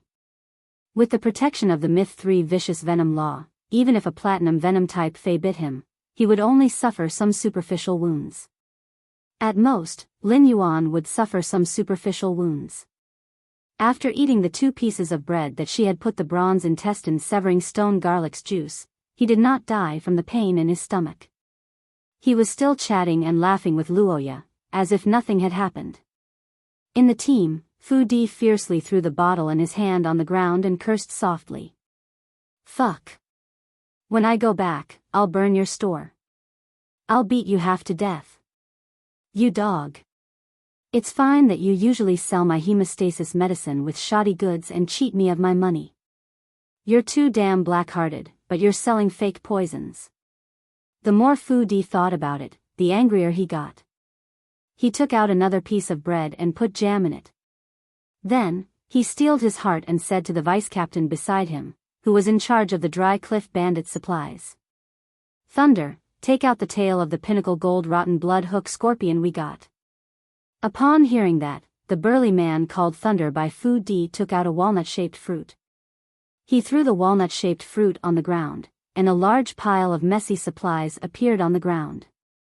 Upon seeing this, Luoya, who was walking in front of the team, said with dissatisfaction. Fu Di, what are you doing? I didn't give you a walnut for you to use like this. The storage ability of the bronze walnut tree's walnut storage ability will disappear after 10 uses. Don't tell me you don't know this common sense. Hearing Luoya's words, Fu Di hurriedly smiled. I need to pick some materials and trade them with the Deep Vendor Federation's Merchant Guild for hides and metals. When Luoya heard this, she immediately felt that she had wronged Fu Di. After thinking for a moment, Luoya threw a bottle of spiritual liquid at Fu Di and said, I concocted this bottle of spirit fluid myself. It can upgrade a pinnacle bronze fey to silver. If you don't need it, just watch and see how it's distributed. Holding the spirit liquid that Luoya threw over, Fu Di wasn't happy. Instead, a vicious look appeared on his face. Fu Di's words were mainly to see if Luoya had made up her mind to let the Withered Cliff bandits disguise themselves as the Withered Cliff caravan and give up on robbing the Deep Cult Federation's caravan. As expected, Luoya gave up. Fu Di, who was on the road again, took the rotten bloodhook scorpion's tail and squeezed the venom into the bread's jam without leaving a trace. Fu Di sneered in his heart. Kid, you were lucky to eat a fake poison. This time, I'll let you eat the venom from the pinnacle gold rotten bloodhook scorpion's tail. Let's see if you will die. Chapter 1178. Fu Di was afraid that Lin Yuan would smell the faint fishy smell of the rotten bloodhook scorpion's venom in the jam, so he added 2 more spoonfuls of jam to the bread. Fu Di quickly walked to Lin Yuan's side while holding the bread with added ingredients. He grinned and said very politely to Lin Yuan. Brother, I wonder how long it will take for us to trade with the Deepream caravan when we reach our destination. This time, we, the Dry Cliff Bandits, the Chamber of Commerce has prepared a lot of resources. I'm sure we won't be able to finish all of them by nightfall. Have another piece of bread. I won't be hungry at night. I've added a lot of jam from Nanmu City into this bread. I guarantee it'll be delicious. Upon hearing that, Lin Yuan looked at Fu Di playfully. Lin Yuan's eyes alarmed Fu Di, and he subconsciously thought that Lin Yuan had discovered something fishy about the bread. Before Fu Di could figure out what the problem was, a voice suddenly rang out. Immediately after, Fu Di's entire face turned black. Roha, he said that there was a lot of jam in the bread. Do you want another one? Upon hearing Lin Yuan's words, Fu Di subconsciously withdrew the bread that he was about to hand to Lin Yuan. The 2-star Luo family knew that Luoya was with the Withered Cliff bandits. If Roha was poisoned to death, it would be his bread. The Luo clan would definitely find him and pull out his tendons and bones. With the power and connections of a 2-star family like the Luo family, there was no place for him, a leader of a small bandit group, to hide. If the Luo family placed a bounty for creation master resources on him, the Dry Cliff bandits might even sell him out. Unlike Fu Di's panic and worry, when Luoya heard Lin Yuan ask if she wanted to eat another piece of bread, she only felt that she had received Lin Yuan's concern. His heart was filled with sweetness, as if a ball of soft honey had flowed into his heart. However, Luoya had already eaten a piece of bread. If she continued to eat, she was afraid that Lin Yuan would think that she was a foodie. In order to maintain the image of a lady, Luoya shook her head and said shyly, "Little brother, my stomach is very small, I don't want to eat anymore." Seeing Luoya shake her head in rejection, Fu Di's expression softened. Lin Yuan didn't intend to tease Fu Di anymore and took the bread from him. Under Fu Di's expectant gaze, he began to eat. At that moment, Lin Yuan was not in the mood to act with Fu Di. This was because Lin Yuan's mind was completely focused on the walnut that Fu Di had just taken out. The object-holding walnut was a kind of spatial spirit material, even though it didn't contain much spatial energy. However, if there were enough walnuts, it would be possible to support his travel between the Divine Wood Federation and the Radiance Federation. He had just seen the function of the storage walnut. It was a very clumsy storage item. Since the Dry Cliff Bandits could afford such a clumsy storage item, Lin Yuan felt that it would not be rare in the Divine Wood Federation. In addition, when he had just eaten the 2 pieces of bread, he had clearly felt that poisonous substances had been added into them. He didn't know if it was an illusion, but he felt that the vicious poison law allowed him to resist poison. If they ate a meal with poisonous substances, they would feel that the food with poisonous substances was more delicious. He had eaten this bread to verify his conjecture. As a result, Lin Yuan found that it was really the case. Apart from the sweetness and sourness of the jam and the fragrance of the wheat cake, this bread also had a special fragrance. It gave Lin Yuan the feeling of eating crispy chicken-flavored fried scorpions. While eating the bread, Lin Yuan pretended to casually ask Luoya, who was beside him, "Are the object-holding walnuts you mentioned sold in Nanma City?" Luoya's eyes lit up when she heard that. Lin Yuan had asked her if there were any object-holding walnuts for sale in Nanma City. This meant that Lin Yuan probably had plans to go to Nanma City. However, Luoya was immediately puzzled.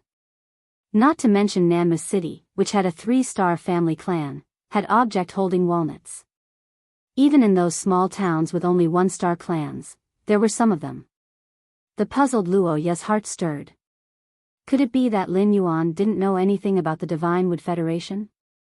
If that was the case, Luoya felt that Lin Yuan was more likely to be a descendant of the Deep Brahmin Federation's hidden wealthy clan. When ordinary youths in the Deep Brahmin Federation were 11 or 12 years old, they would follow caravans and travel between the Divine Wood Federation and the Iron Hammer Federation. In such an environment, even a fool would not know about the object-holding walnuts. Only the descendants of the Deep Brahmin Federation's hidden wealthy clans would receive elite education from their clans from a young age. They would learn abilities and nurture their bearing. For example, social experience and common sense were all mastered in a short period of time after coming out to train. The more Luoya thought about it, the more she felt that she had seen through the truth. Luoya decided to test Lin Yuan. Luoya first answered Lin Yuan's question. Nanma City's auction house often has silver object-holding walnuts for auction. Occasionally, gold object-holding walnuts will appear. As for bronze object-holding walnuts, as long as you know a Class 1 creation master in Nanma City, you will be able to obtain them easily. It just so happens that I am a Class 1 creation master. I don't have any object-holding walnuts on hand, but I have 7 or 8 object-holding walnut trees at home. If you want object-holding walnuts, I will go back and nurture them, and I will be able to get plenty. When you visit Nanma City as a guest, I will give you 10. Luoya immediately pointed out her identity as a Class 1 creation master and expressed her goodwill to Lin Yuan. She then changed the topic and asked, "That's right. You said that you and your retainer got separated because of the Class 1 alien insect dimensional rift. Could your Fae have been injured by the alien insect's attack? If it was injured, I can help your Fae to heal it now." Lin Yuan shook his head in response. "I didn't summon my Fae at that time. My Fae doesn't have any combat ability, so it is useless to summon it." When Lin Yuan answered Luoya's question, his mind was no longer thinking about object-holding walnuts. Instead, he was thinking about the object-holding walnut tree that could produce object-holding walnuts. Lin Yuan had never seen a plant-type object-holding walnut tree before, so he wasn't sure what kind of conditions the object-holding walnut tree had to meet in order to produce object-holding walnuts. If it was in the past, Lin Yuan would still need to think of a solution. However, Lin Yuan now had Feng Shuang, Old He, and Hu Tian, who were Class 4 creation masters. In addition, when Genius executed its abilities, it also had the ability to become a Class 4 creation master. With 4 Class 4 creation masters and the 100 Questions Beast Legion, after obtaining the walnut tree, they would soon be able to harvest a large number of walnuts. If the walnut tree was easy to split and cultivate, he could even cultivate a small walnut forest. Upon hearing that, Luoya's eyes turned and she asked softly in a very expectant tone. Your Fae isn't adept at combat, so it must be a support type or healing type Fae. Big brother, I want to take a look at your Fae. Can I? I can't take it anymore. My body is really uncomfortable. Tomorrow, during the day, it would be even more troublesome. Good night, everyone. End of chapter. Chapter 1179. When Lin Yuan heard Luoya's words, he couldn't help but raise his brows. Luoya's expression was shy and expectant, as though she had not asked to see the Fae but something else. In the past, if someone wanted to see his Fae, Lin Yuan would definitely not agree. It was even more impossible to summon his Fae. However, since Lin Yuan had decided to establish a relationship with Luoya, it was fine to summon the Fae to show his foundation. However, he did not know which one he should summon since he had so many Faes. After all, Lin Yuan had a few Faes that matched the healing type and support type without combat ability. Lin Yuan, who was in deep thought, did not slow down or immediately summon the Fae. Luoya did not feel anything about Lin Yuan's actions. Luoya had already determined that Lin Yuan was a noble. If he was not a noble, he would not be able to wear this attire, let alone have such an aura. Each gem produced in Class 1 and Class 2 underground dimensional rifts was worth about 30 deep Brahmin dollars. The difference in prices of gems of different colors would not be much, and it would only fluctuate within 10 deep Brahmin dollars. Lin Yuan's clothes were covered in mud, and the material could not be seen. However, there were at least 40 to 50 gems embedded in it. In total, the cost of the gems used to make this garment was around 1,200 to 1,500 Brahmin coins. Therefore, if this spirit chi clothing was sold in a store, it would be sold for at least 2,000 deep Brahmin dollars. Luoya could also afford to wear such clothes. However, if the clothes were damaged like this because of an accident, Luoya would definitely be reluctant. After observing along the way, Luoya found that Lin Yuan did not show any reluctance because of the damaged clothes. It was as though the damaged clothes were not worth mentioning to Lin Yuan. Luoya had already determined that Lin Yuan was a noble, but she still wanted to see his Fae. The reason was that Luoya wanted to use Lin Yuan's Fae to determine his noble status. If Lin Yuan was really a disciple of a hidden clan that had come out to train, then his contracted Fae would definitely be very outstanding. After Lin Yuan ate the bread smeared with the venom from the gold carrion scorpion's tail, Fudi's mentality was completely relaxed. The carrion scorpion's poison was a kind of chronic poison, and it would first destroy the poisoned person's nerves, so that the poisoned person would not discover that he had been poisoned because of physical discomfort. Depending on the strength of the victim's constitution, the poison of an ordinary gold-rank carrion scorpion would take effect within 2 to 3 hours. Since he was using the peak gold-rank carrion scorpion venom, the time for the venom to take effect would be reduced to 2 hours. 2 hours was enough for the army to reach the Deep Vendor Federation's caravan. After the poison took effect, Lin Yuan would turn into a pile of rotten flesh, and his entire body would emit a foul smell. There were many people at the gathering organized by the Deep Enlightenment Federation's caravan, and there were also plenty of spirit chi professionals from the Iron Hammer Federation. Given Luoya's character and temper, she would definitely take revenge for the person she fancied. However, given Fudi's understanding of Luoya, she would definitely not personally check on his body that had turned into rotten flesh. There was a high chance that Roja would assign him to this job. Once he was done with the investigation, he could naturally push the blame to the Deep Lush Federation's caravans or the Iron Hammer Federation's spirit chi professionals. Driven by anger, Luoya would immediately kill the Deep Lush Federation's caravans and the Iron Hammer Federation's spirit chi professionals. At that time, he would only need to put in more effort to take revenge for Lin Yuan, and not only would he not be suspected by Luoya, he might even receive some rewards from Luoya. Without Lin Yuan, Luoya would probably take back her heart and would no longer leave the Dry Cliff Bandit King team. After making up his mind, Fu Di looked at Lin Yuan and felt that he was no different from a dead person. However, when he saw Luoya's request to see his Fei, Lin Yuan seemed to be very hesitant. Fu Di could not help but mock. "Brother, no matter how weak your Fei is, you shouldn't be embarrassed to summon it, right? Take a look at Big Brother's Fei. If you could obtain Big Brother's protection in the Class 1 Alien Insect Dimensional Rift, you wouldn't be in such a sorry state like before." As he spoke, Fu Di proudly summoned his gold-ranked level 7 flesh-devouring vine. Fu Di's flesh-devouring vine was over 3 meters long, and it was a thick brownish-red vine that looked like a spirit snake. There were many suction cup-like tissues growing on the vine.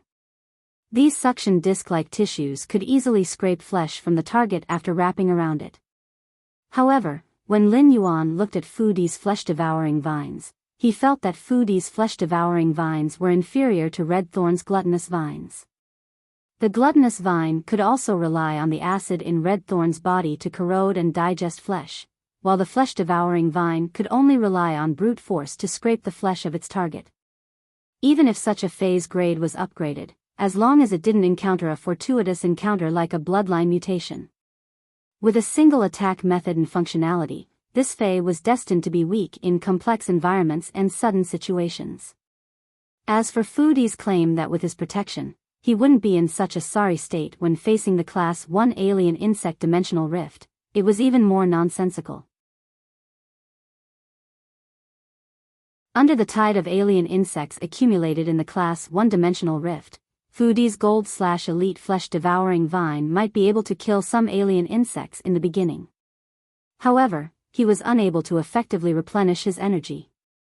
Facing the flood of alien insects that would not stop at all, the devouring vine would soon be trampled by the swarm of insects into a pile of mud. Back then, Xian Ying and Zhang Xiaobai both had gold Feis. Xian Ying's and Zhang Xiaobai's gold Feis were much stronger than Fu Di's. However, an ordinary gold Fei was so small in front of the alien insect tide. Even 20 gold Feis would be wiped out by the Class 1 alien insect tide, unless there was a power with a qualitative change that could take charge of the overall situation. For example, Spirit Guard Dong Hai's Platinum/Epic Shadow Dire Wolf. This was also why Red Thorn had been so shocking when it had spawned the Sea of Flowers to fight against the alien insect tide. Fu Di had already poisoned himself 3 times. Lin Yuan didn't intend to let Fu Di survive after this trip. Lin Yuan's disregard made Fu Di, who had a flaunting expression, look very embarrassed. When Fu Di mocked Lin Yuan, Luoya frowned and glared at him. No matter what, Fu Di was someone who was on the same trip as her. Fu Di's words to Lin Yuan would easily cause him to have negative emotions toward her. In order to protect her image in Lin Yuan's heart, Luoya hurriedly tried to smooth things over. "Your clothes are dirty, and you haven't washed them yet. Summoning the Fei will likely dirty it. Why don't you?" Just as Luoya was thinking of a way to smooth things over, the youth raised his hand. A white cat with many tails appeared in the youth's arms. End of this chapter. Chapter 1180. A person's preferences would often depend on their living environment. It could be said that the Divine Wood Federation's ordinary people were all silk lovers and pursued all kinds of clothing and supplies made of Fei's silk threads. The nobles, without exception, were all fur lovers. The Divine Wood Federation's nobles would often collect precious fur coats and use them to make carpets and curtains. It was just like how the Radiance Federation's members liked to place ornaments made of completely jade-textured wood at home as a facade. Luoya was also a member of the Divine Wood Federation's nobles, so she was naturally no exception. Luoya, who was a fur lover, looked at the cat with many tails in Lin Yuan's arms and couldn't help but let out a cry. Apart from wearing fur products, the Divine Wood Federation's nobles' other dream was to raise a pet with beautiful fur at home. Luoya raised a few small beasts in Nanma City. However, those small beasts could only have pure-colored fur at most, and the fur quality couldn't be compared to the cat in Lin Yuan's arms. The cat's fur was as white as the snow in the Iron Hammer Federation's north. The cat's blue eyes were even purer than expensive Paraiba tourmalines. What fascinated Luoya the most was this cat Fei's 8 long tails. Each of the 8 long tails was much longer than the cat's body, and the tails had a silk-like texture when they swayed softly. Luoya had never seen any animal's fur as soft as this cat's. After this 8-tailed snow-white cat Fei was summoned by the youth, it acted coquettishly to the youth. It used its 8 tails to gently caress the youth's spirit chi clothes that were covered with mud. The movement of the cat's tail was clearly very gentle, but it seemed to have a lot of magic. In a few moments, it cleaned up the dirt on Lin Yuan's spirit chi clothes. Upon seeing Lin Yuan's clean spirit chi clothes, Luoya immediately blushed and lowered her head. Through the opening on the spirit chi clothes, Luoya could faintly see Lin Yuan's weak-colored skin. Lin Yuan reached out to rub Genius's small head, and Genius immediately meowed with a childish voice. After a series of choices, Lin Yuan finally decided to summon Genius. At first, Lin Yuan had chosen Blackie, Purple Firmament, and Genius. However, Blackie had a huge body and was a flying-type Fey. With Blackie around, he wouldn't be in such a sorry state when encountering a Class 1-dimensional rift. The Purple Cloud might be a flying-type Fey, but as a butterfly that was the size of 2 palms, it was destined to be unable to carry a person. It was in line with Lin Yuan's standards. The reason he did not summon the Purple Cloud was that the Blue Flash Butterfly also existed in the Divine Wood Federation. Naturally, there were also legends about the Blue Flash Purple Butterfly. It was true that Zi Xiao had evolved from the Blue Flash Purple Butterfly bloodline to the Purple Sky Fairy Butterfly bloodline. However, if someone had seen the Blue Flash Purple Butterfly's picture book, they would easily notice that the butterfly patterns on the Blue Flash Purple Butterfly's wings were very similar to the butterfly patterns on Zixiao's wings. However, the butterfly patterns on Purple Firmament's wings were much more beautiful than those on the Blue Flash Purple Butterfly's wings. In the end, it was best to summon Songming. Lin Yuan didn't know if the Divine Wood Federation had 100 questions beast, but there were plenty of feline fays in the entire Agaon continent. After Genius grew multiple tails, it no longer had the general characteristics of 100 questions beast. As long as Genius didn't speak, even if someone saw and possessed 100 questions beast, they wouldn't treat Genius as 100 questions beast. Genius, which was in Fu Di's embrace, was like a resounding slap to Fu Di's face. It caused Fu Di to summon the flesh-devouring vine and boast about himself to completely vanish. At the same time, Fu Di was silently rejoicing that he didn't impulsively make a move on Lin Yuan. Under Fu Di's perception, he realized that he couldn't sense the strength of the feline Fey in Lin Yuan's embrace. This meant that this feline Fey's grade and quality were at least a grade higher than his flesh-devouring vine. It also meant that the feline Fey in Lin Yuan's embrace was at least at platinum. Fu Di wasn't a creation master, and a simple inspection wouldn't be able to see Genius's quality. However, Fu Di knew that even if the feline Fey in the youth's embrace was a normal Fey, it wasn't something that his flesh-devouring vine could defeat. This feline Fey might not have any offensive ability, but as a beast, its body definitely wasn't weak. If Lin Yuan angered this feline Fey, which was at least at platinum, the feline Fey's hidden claws would be able to create 5 lacerations with a single swing. Fu Di was silently rejoicing as he looked at Lin Yuan. Hee, so what if your Fey is incredible? Anyway, I have already witnessed you eating the bread that was smeared with the gold carrion scorpion poison. You will definitely die within 2 hours. Once Lin Yuan was dead, this feline fae would also die with its owner. Fu Di was planning to use his exquisite skinning skills to remove this feline fae's fur without any damage. If he sold this feline fae's fur, it would be enough for him to eat for the rest of his life. As for the spoils of war that he was about to obtain, Fu Di was rather curious. Brother, your cat's quality isn't low. Has it reached epic? When Luoya saw Lin Yuan summon this feline fae, she firmly labeled him as a descendant of the Deep Lush Federation's hidden aristocratic clan. Genius appearance made Luoya realize that Lin Yuan's level was much higher than hers. Although Luoya wasn't sure to what extent. However, Luoya estimated that the hidden aristocratic clan that Lin Yuan was in had at least a Class 3 creation master overseeing it. After confirming Lin Yuan's identity as a hidden aristocratic clan's descendant, Luoya was happy but also very perturbed. Luoya was afraid that her Class 2 family background would become an obstacle between her and Lin Yuan. Luoya, who had grown up in Nanma City, wasn't confident about her identity for the first time. Luoya took a deep breath. It was time to show her true skills.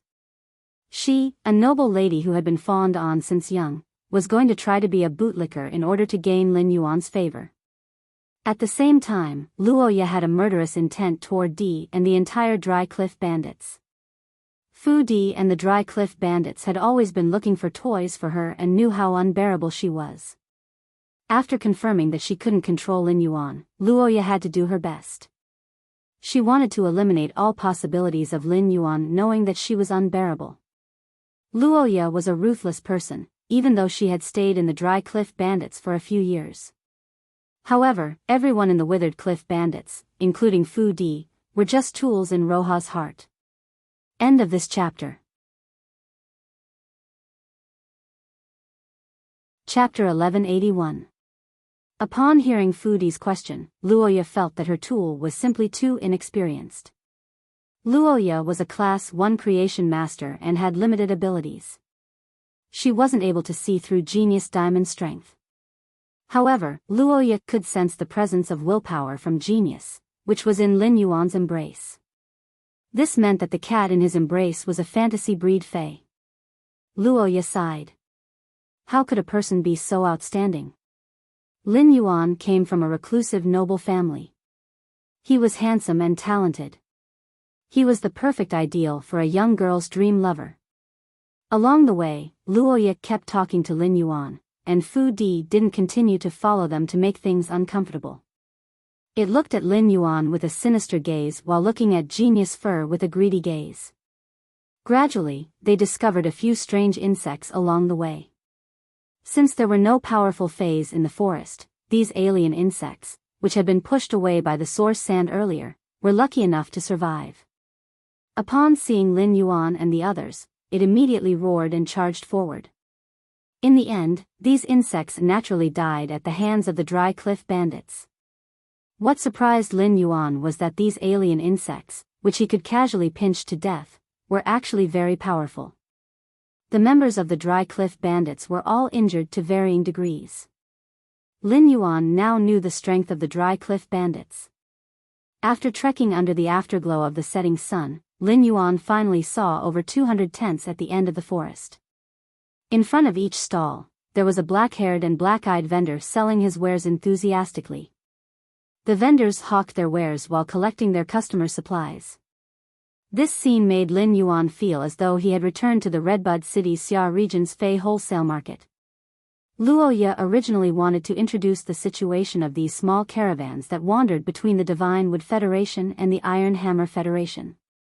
Even if Lin Yuan was a descendant of a hidden aristocratic clan and had just gone out to train, he should still know the Deep Brahmin Federation's caravan rules. Thus, Luoya did not mention it to Lin Yuan. The arrival of more than 300 people at this small gathering immediately attracted the attention of the caravan. The guards in the caravan immediately summoned their fays to be on guard. At a glance, he found that most of the Deep Lush Federation's fays were at peak bronze. There were only a few silver-ranked beasts. With such strength, it was no wonder that the Withered Cliff Bandits had set their sights on him. However, if the two sides clashed, the Dry Cliff Bandits wouldn't be able to gain any advantage. Fu Di and a few of the core members with Silver Phase wouldn't be in danger, but the weaker members were destined to lose a portion of them in the life and death battle with the merchant group's guards. Lin Yuan estimated that as long as the caravan's guards put in some effort, the Dry Cliff Bandits would lose at least 100 members. Even with such losses, the Dry Cliff Bandits still had the courage to plunder caravans. From this, it was enough to see that the people of the Shockwave continent were valiant. The Spirit Chi professionals were all living on the edge of a knife. In the Radiance Federation, there were rules for everything. Even an Emperor-class expert wouldn't dare to make a move in the royal capital. Blood feuds between factions also needed to be resolved in the Extreme Arena through the Blood Oath Extreme Battle. However, the rules no longer had any binding force when they reached the boundary of the Agawan continent. In other words, there weren't any so-called rules in the Awan continent. Everything he did was so uninhibited. The Dry Cliff Bandits had originally planned to plunder the merchant group. This was because Luoya had taken a liking to Lin Yuan, and he was from the Deep Brahmin Federation. Fu Di had no choice but to disguise the Dry Cliff Bandits' identity and intentions. Fu Di planned to wait for Lin Yuan's death to be blamed on the Deep Brahmin Federation's caravan. He would plunder the Deep Brahmin Federation's caravan according to the original plan. Therefore, Fu Di couldn't be bothered to perform the act of negotiating with the Deep Brahmin Federation's caravan. Luoya, who was from a 2-star family, wasn't interested in such a small caravan. Lin Yuan was the happiest in the gathering. He walked to the first stall and used True Data to take a look. He realized that there were plenty of spiritual ingredients, fruits, and plant phase that he had never seen before. There were also some clay jars. It was obvious that these things were produced in the Divine Wood Federation. When he saw that 90% of the people in the gathering were wearing armor, he knew that they were from the Iron Hammer Federation, which was rich in metal resources. It was no wonder the Deep Brahmin Federation's guards had such a huge reaction when they arrived. It seemed that this gathering was not held for the Divine Wood Federation but for the Iron Hammer Federation. Although these things that he had never seen before were novel, they had no effect under True Data. They couldn't pique his interest either. Only the things inside the clay jars couldn't be seen through the surface of the jars. Thus, he reached his hand into the clay jars. Just as his hand was about to touch the clay jars, his hand was hit by a thick palm. "Kid, don't you know that you can only look and not touch things that you don't want to buy?" When Lin Yuan's hand was hit, he subconsciously lifted his head and saw the stall owner looking at him with a displeased expression. Upon seeing this, Luoya hurriedly came over. At the same time, she couldn't help but silently criticize the hidden aristocratic family. Even if the hidden aristocratic family wanted the younger generation to gain experience through training, they couldn't possibly not teach common sense, right? The Hermit clan's ambitions were a little too big. After cursing silently, Luoya explained to Lin Yuan in a serious manner. When the Deep Brahmin Federation's caravan holds a gathering, the goods can't be touched. Once you touch it, you will either buy it or be blacklisted by the caravan and driven out of the gathering. When Luoya explained, she thought to herself, given Lin Yuan's identity, he was hit by such a small merchant. She really didn't know how he would take revenge. In the end, Luoya saw the youth in front of her smile and say apologetically, "Uncle, I'm sorry. It's my first time attending a gathering, and I don't know the rules. I've caused you trouble. Uncle, what's in this clay jar?" The youth's sunny smile and sincere apology made the man a little embarrassed. Upon seeing Lin Yuan, the man couldn't help but think of his son who had died under the bandits' robbery the year before. At that time, his son had been about the same age as the youth in front of him when he had died. If he had still been alive, he would have been much stronger than the youth in front of him. The man's heart was filled with sorrow and sorrow. After sorting out his emotions, the man first explained why the goods couldn't be touched. "When we collect the goods, we will determine the quality of the goods in advance. The good quality goods will be kept, and the bad quality goods will be returned. We strive to not let any inferior goods mix into the caravan. End of this chapter. Chapter 1182. But even if the quality of the goods has been strictly selected, there will definitely be traces left after being touched by so many people. Phase and metal spirits are fine, but things like fur and silk will get dirty if you touch them too much. It's possible that the silk and fur will be damaged. If we can find it in time, it's fine if we lose it in our hands. If we can't find it and sell it, it will damage the reputation of the sincere righteous caravan. After the man finished explaining, he answered Lin Yuan's question. This is hard liquor collected in a nearby town in the Divine Wood Federation. You're still young, so it's best to drink less of this. If you get addicted to it, you won't have enough Brahmin dollars to spend. It's also very dangerous when you get drunk. Lin Yuan, who was inexplicably instructed by the man, scratched his head and said, "Thank you for your concern, uncle. Thank you for your concern, but I don't drink."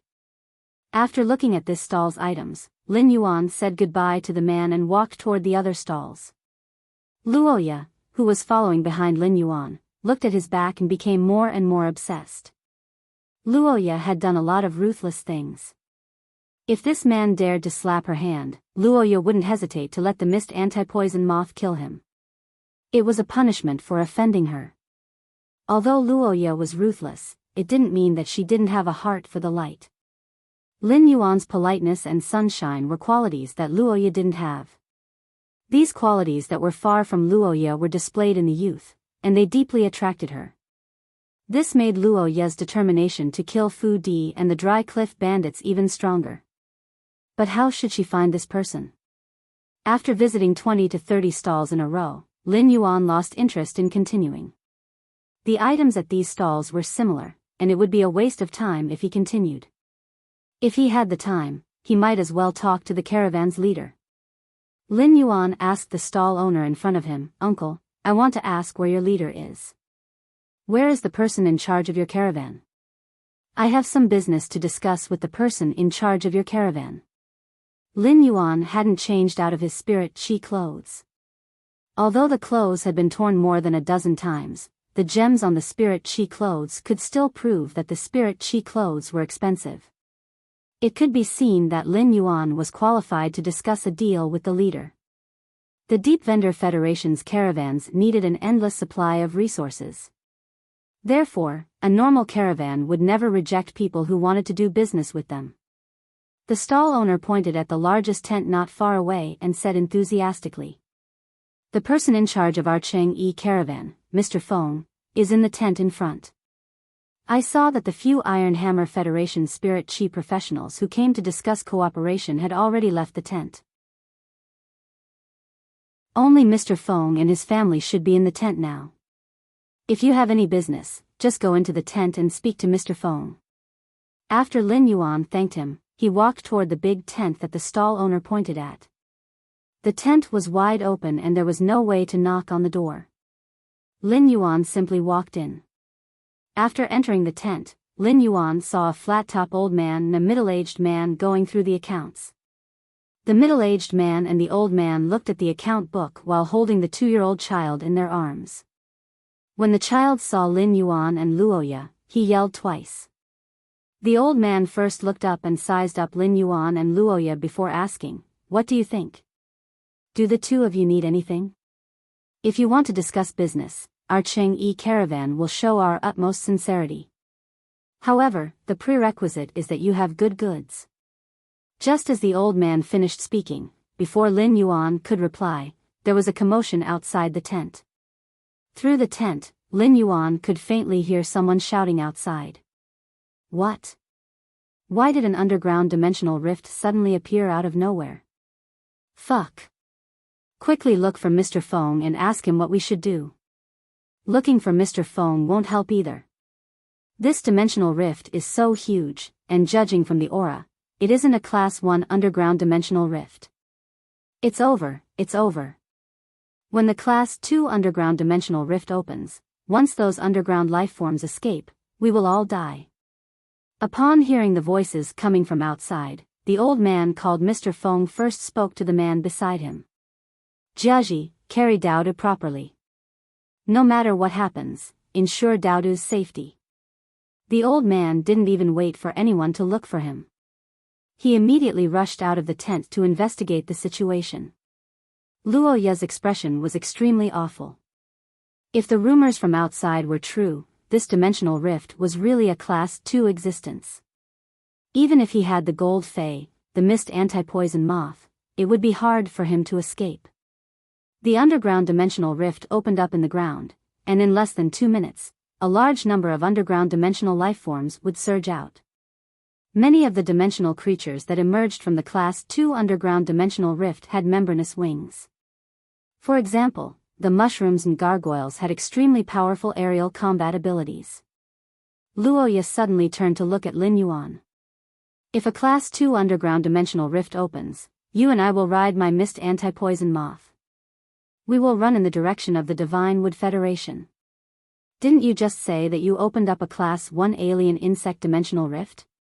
Do you know the exact location of that Class 1 alien insect dimensional rift?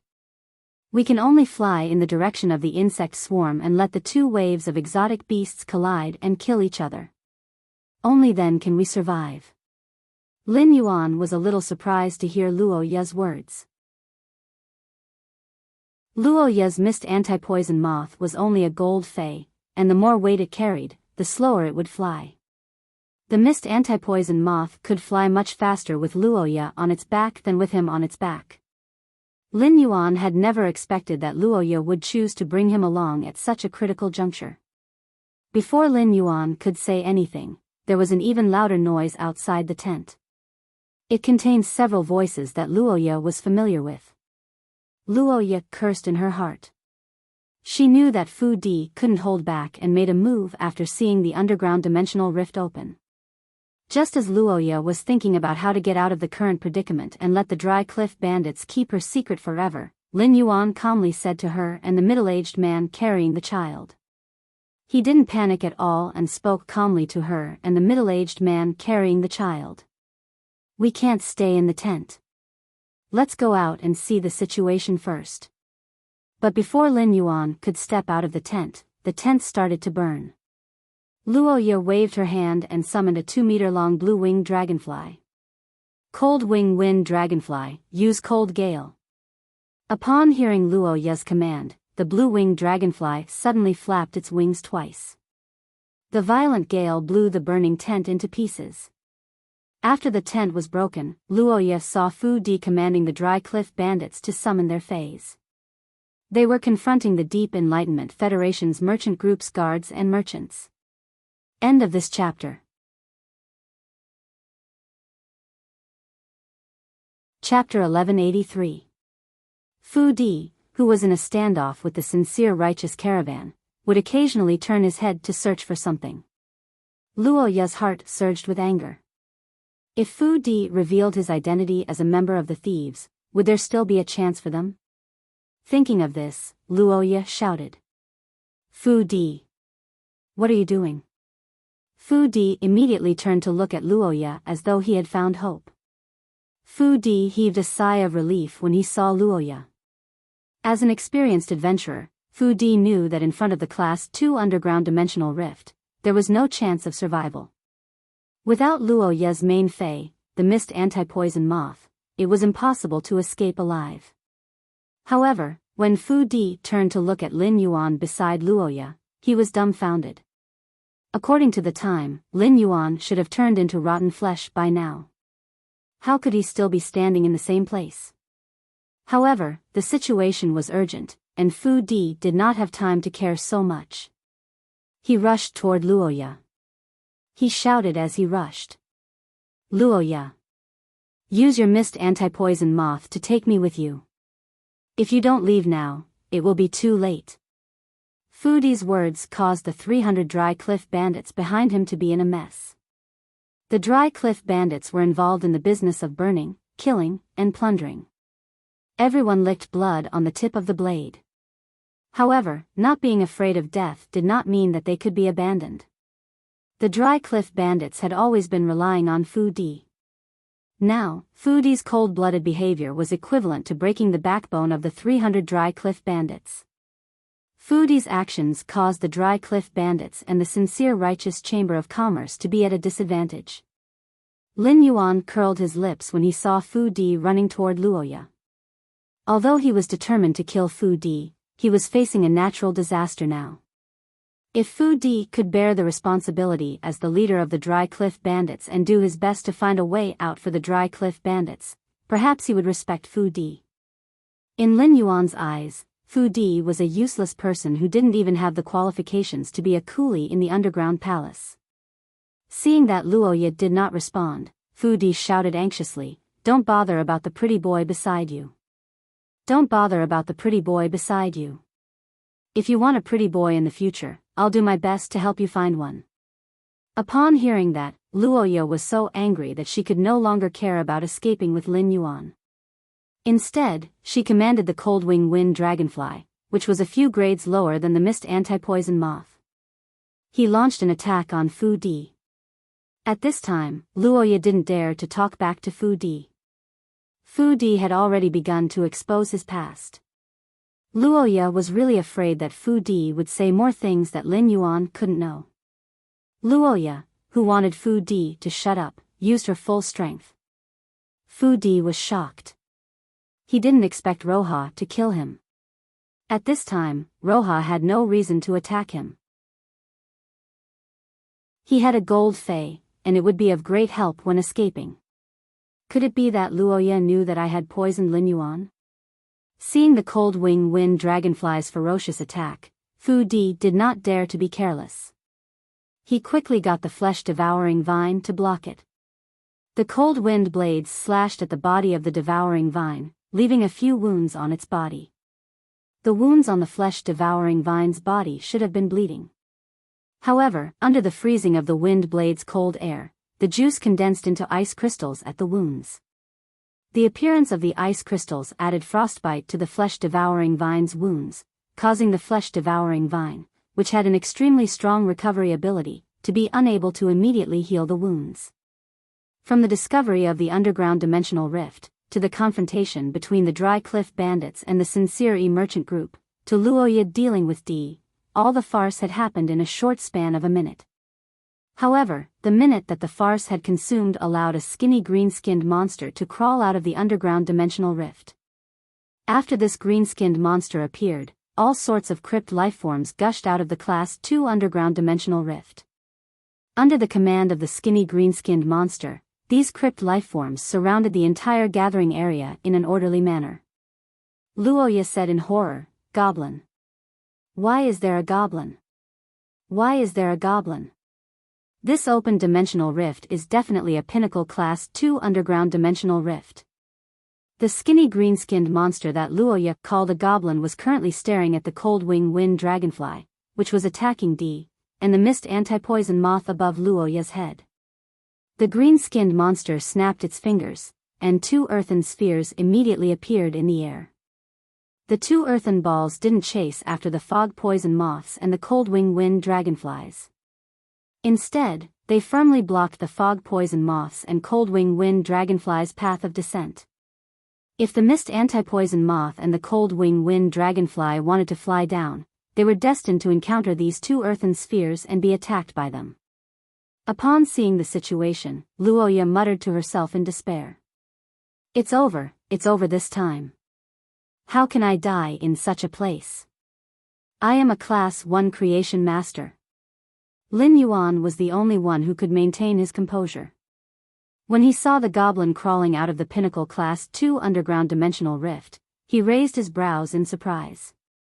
It was indeed rather strange for a goblin to appear in a pinnacle Class 2 underground dimensional rift.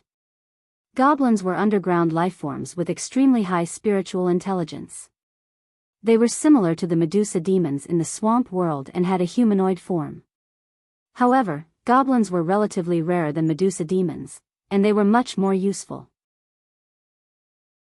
According to the Fey Observer's information, goblin skin color was generally grayish-green. However, the nearby goblin's skin color was a little blue, and it looked a little different from ordinary goblins. Furthermore, its spiritual intelligence seemed to be slightly higher than ordinary Class 4 goblins. Lin Yuan immediately used true data to investigate this strange goblin. Alien beast name, goblin, or vein transformation, life form, dimensional life form, alien beast grade, Class 4 innate specialty frowny face metal proliferation. Sign a contract with a type of metal and absorb the metal's energy to increase one's strength. The increase in strength will feed back to the metal, allowing the metal to increase in strength. Every grade increase can replace a type of metal. Upon seeing this strange goblin's true data, Lin Yuan's pupils shrank. He didn't expect to be so lucky to encounter a legendary goblin that was undergoing or vein transformation. If this goblin or vein transformation succeeded, it could transform into a special or vein goblin. Or vein goblins were treasures. When or vein goblins burrowed underground, they could easily sense the location of the or vein through the ground. Controlling a or vein goblin was equivalent to controlling several unexploited or veins. Every single one of these unexploited veins contained a huge amount of wealth. The or vein's richness wasn't something a few hundred heavenly maiden-grade elemental pearls could compare to. Lin Yuan felt that he could completely baptize this goblin and turn it into an apostle. 166 Reading Network.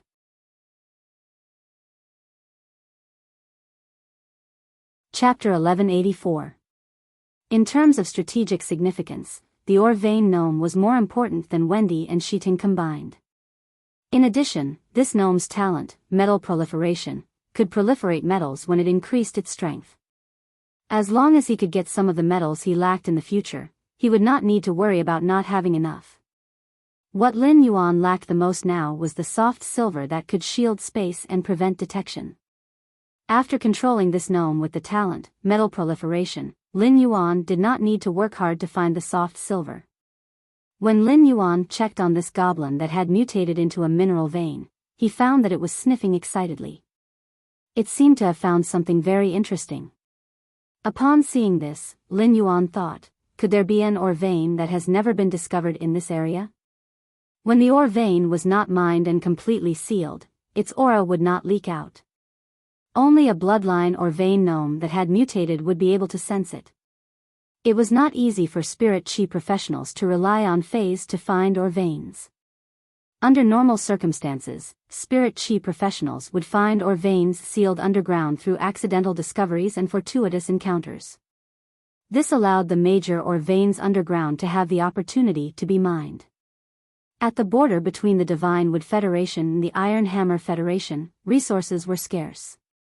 Lin Yuan was not sure about the Iron Hammer Federation, but the Divine Wood Federation's only town was so barren that it could not even support a Class 1 creation master.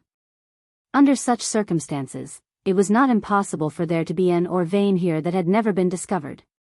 The or vein mutation gnome glanced at the land not far away and then looked playfully at the Dry Cliff Bandits and the Sincere E Caravan's members, who were surrounded by layers of underground lifeforms. It was as though it was looking at toys that could be played with at will. Lin Yuan calmly stroked Genius' soft fur, and Genius also had a calm expression. However, Luoya, who was beside Lin Yuan, was going crazy. Luoya's Fei, the mist antivenom, and the cold wing wind dragonfly were cut off by the 2 soil balls that the Class 4 gnome had spawned from underground. As long as the mist antivenom and the cold wing wind dragonfly wanted to fly down, the 2 soil balls would keep a close eye on them. A Class 4 gnome's strength was equivalent to a platinum Fei. Luoya didn't dare to let the mist anti-poison moths and cold wing wind dragonflies withstand a platinum Fei's attack. If the fog anti-poison moth and cold wing wind dragonfly were to receive this attack, even if they didn't die, they would definitely be heavily injured.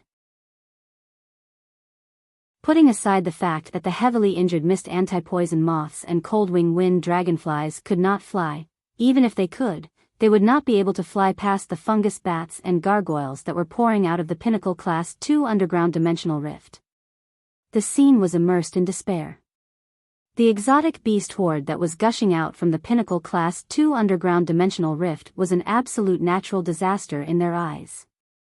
With the advent of a natural disaster, unless a deity descended to the mortal world, only death awaited them.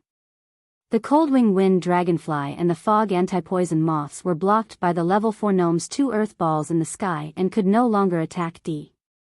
However, Fu Di was not at ease at all. Apart from Luoya, Fu Di was the only spirit chi professional who had summoned a gold fae. Excluding the intelligent diamond/fantasy breed that the level 4 gnome couldn't sense, Fu Di seemed to be the strongest person present. The fog anti-poison moths and cold-wing wind dragonflies were soaring in the sky, and the level 4 gnome's earth balls couldn't catch them. However, Fu Di and the flesh-devouring vine on the ground were within the gnome's attack range. The ground beneath Fu Di's feet caved in, causing Fu Di to be in the air. He nearly fell into the crypt that appeared out of nowhere. Fu Di's main fae, the gold flesh-devouring vine, used its vines to firmly grab onto Fu Di's hand, allowing Fu Di to escape the calamity. Just as the flesh-devouring vine was about to pull Fu Di out of the crypt, an even larger crypt appeared under its feet. The flesh-devouring vine and Fu Di fell into the crypt at the same time. Immediately after, the crypt that suddenly appeared started to show signs of healing. In the crypt, Fu Di and the flesh-devouring vine struggled frantically and yelled, "Luoya! Please save me! If you save me, I can let the flesh-devouring vine cover for your fog anti-poison moths and cold-wing wind dragonflies and take the next attack for your fog anti-poison moths. I'm willing to be your servant. In the future, if you say east, I won't go west.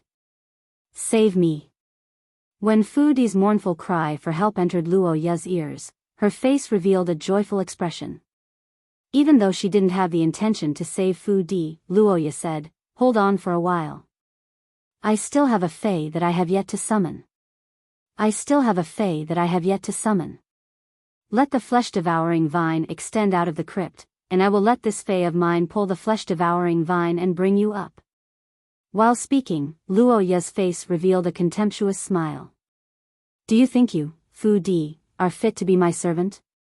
It was too easy for a Class 1 creation master to find a servant with a gold fae, and they could have as many as they wanted.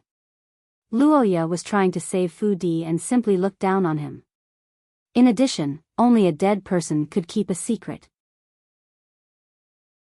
Even if she really saved Fu Di, her mouth would still be on Fu Di's body. Fu Di was speaking nonsense, and she couldn't possibly forcefully cover Fu Di's mouth. Fu Di's incessant urging came from the crypt, and Luoya was also doing her best. She was asking Fu Di to drag it out. Fu Di also listened to Luoya and constantly let the flesh-devouring vine extend its vines out of the crypt. He also summoned his other fae, the silver steel wire vine, to slap at the crypt, hoping to use this method to slow down the crypt's closing speed. At the same time, Fu Di also took out a long saber and tried his best to dodge the earth spikes that grew out of the crypt while his body was injured. The Class 4 gnome's objective was to eliminate the greatest threat on the battlefield and was already determined to kill Fu Di. Fu Di's flesh-devouring vine kept extending out of the crypt, and it was the same as provoking the Class 4 gnome. Under the consecutive killer moves of the Class 4 gnome, Fu Di and his two fays, who were waiting for Luoya's rescue, died in the closed crypt. Seeing that Fu Di was dead, Luoya let out a breath of relief. Luoya noticed that during the confrontation between the sincere merchant group and the Dry Cliff bandits, the man and the elder in the tent had summoned their pinnacle silver fays. This caused the Dry Cliff bandits to be at a disadvantage without Fu Di's leadership. In the end, they were all pushed to the periphery and had to face the increasing number of crypt lifeforms. Luoya had now seen the reality clearly and didn't think that she could survive in a pinnacle class 2-dimensional rift. What Luoya wanted to do now was to be by his side with a clean conscience when she died. She wanted him to never know that he was in the past. Due to such thoughts, compared to escaping, Luoya hoped that the remaining Dry Cliff bandits would be wiped out. Luoya had already thought of a reason for deceiving Fu Di and not saving him. ABC. Chapter 1185. Luoya said to Lin Yuan. Fu Di has already gone crazy from the pressure of the Class 2-dimensional rift. Everything he says is nonsense. Fu Di wants me to take him away, but my fog anti-poison moth can't carry 3 people. At this point, Roha paused for a moment before speaking softly. Between you and Fu Di, I chose you. Upon hearing that, Lin Yuan raised his brows. He really wanted to use a magnifying glass to see how big Luoya's heart was. He actually wanted to flirt with her at the critical moment of life and death. Lin Yuan thought to himself as he looked at the tide of underground cave lifeforms that were ready to launch a large-scale attack. The sudden situation has disrupted my and Lu Jie's original plans. Next, we'll have to see when Lu Jie will appear. Luoya, who was waiting for death, did not realize that Lin Yuan was still calm and composed. However, Mr. Feng and the man called Jia Ji had been paying attention to Lin Yuan while they were leading the sincere righteous caravan to confront the Dry Cliff bandits. From the moment they met, Lin Yuan's noble aura had attracted Mr. Feng and Feng Jiaji's attention. Someone with this kind of temperament shouldn't appear in a small caravan that only had a few hundred people. Furthermore, genius, which was in Lin Yuan's embrace, was far more convincing than the damaged spirit chi clothes on him. Mr. Feng had never seen this white cat species fey with 8 long tails before and couldn't see through its strength. However, just this feline fey's fur was worth more than the entire sincere merchant caravan. Mr. Feng and Feng Jiaji were already running toward Lin Yuan. Upon seeing Lin Yuan, Mr. Feng's first words were, "I've neglected you just now. If you have a way to escape, can you bring along my grandson, Dodo?" After speaking, Mr. Feng gestured for his son, Feng Jiaji, to hand Lil Pi over to Lin Yuan. Lin Yuan was slightly startled and did not take the pea that Feng Jiaji handed over. Upon seeing Lil Pi blinking her big eyes but still smiling foolishly at this juncture, Lin Yuan made a decision in his heart. If Lu Jie couldn't make a move in time to stop the exotic beast swarm, then he'd have to save the child in the midst of it. Upon seeing that Lin Yuan didn't take Lil Pi, Mr. Feng quickly took out 10 silver object-holding walnuts and said to Lin Yuan, don't worry.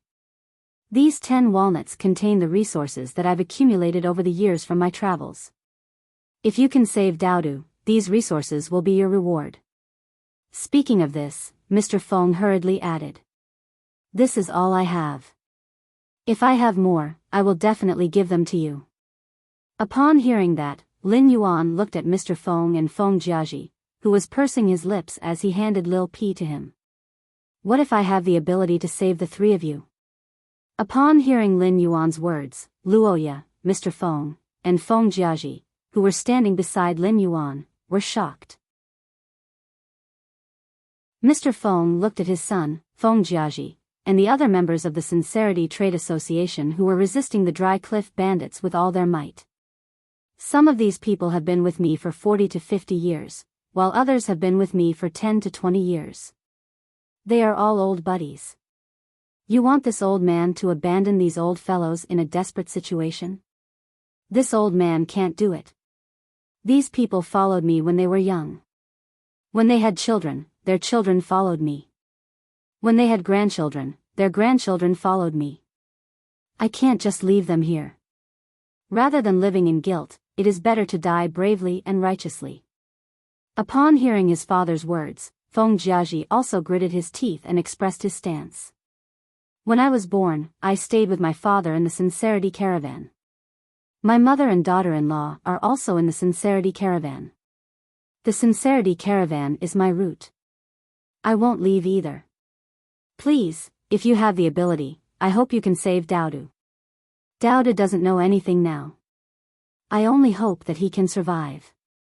To put it in a selfish way, Daodu's survival is equivalent to my survival. He is the continuation of my bloodline. Upon hearing that, Lin Yuan looked at Mr. Feng and Feng Jiaji with a different gaze. The faithfulness of the Sincerity Caravan was completely worthy of its name. Such a loyal caravan might not necessarily have a good development in this chaotic world, but it was definitely an excellent partner. Looking at Mr. Feng and Feng Jiaji's expectant eyes, Lin Yuan reached out and caressed Daodu's face. My retainer knight and I were separated because of the dimensional rift that suddenly opened. A pinnacle class 2 underground dimensional rift opened here. With such a huge commotion, my retainer will definitely find its way here. As long as he finds its way here, everything can be resolved. Just as Lin Yuan finished speaking, before Mr. Feng and Feng Jiaji could react, the dry cliff bandits at the periphery let out mournful wails. It's over. This group of underground creatures is charging over. Those at the back, don't block me. Ah. My leg is broken. Originally, the Class 4 gnome was commanding the exotic beast tide. However, after a huge, pitch-black stone statue flew out of the pinnacle Class 2 underground dimensional rift, the exotic beast tide was in complete chaos. This meant that the newly emerged Class 4 obsidian gargoyle and the Class 4 gnome were fighting for the commanding authority of the exotic beast tide. Soon, in the endless exotic beast tide, the 300 dry cliff bandits at the periphery were wiped out. Seeing that the Sincere Caravan's members were about to be slaughtered by the exotic beast tide, Lin Yuan prepared to communicate with the source sand under his feet and let it boil. At that moment, an aura swept across the entire exotic beast tide from afar. This aura might not be like the slaughtering sky butterfly, which made all the dimensional creatures kneel in fear. However, this aura attracted the attention of all the underground dimensional creatures, including the Class 4 gnome and the Class 4 obsidian gargoyle. Immediately after, several huge spider webs suddenly appeared in the air. These spider webs seemed to appear out of thin air, and the moment they appeared, a large number of underground dimensional creatures were stuck to them. The underground dimensional creatures that were stuck to the spider webs were not killed and were still alive. However, they had completely lost the ability to move. Lin Yuan took a closer look and realized that the spider webs were filled with tiny, translucent spiders. These spiders were not even the size of half of his fingernail. However, it was these translucent spiders that instantly pulled up several giant webs. The spider webs in the air were the densest in the direction of the aura. As the spider webs repeatedly stuck together, the underground dimensional creatures in an area of the exotic beast tide were completely cleared. It was equivalent to opening up a path in the exotic beast tide without obstruction. At the end of the path was a man in silver armor. Above the man's head was a moth that emitted light like a chandelier. As the moth flew, it emitted a faint dimensional fluctuation. In the eyes of the Sincere Caravan's members, Luoya, and the others, who were waiting for death, the silver-armored Lu Jia at the end of the path was no different from a divine soldier descending from heaven. End of this chapter.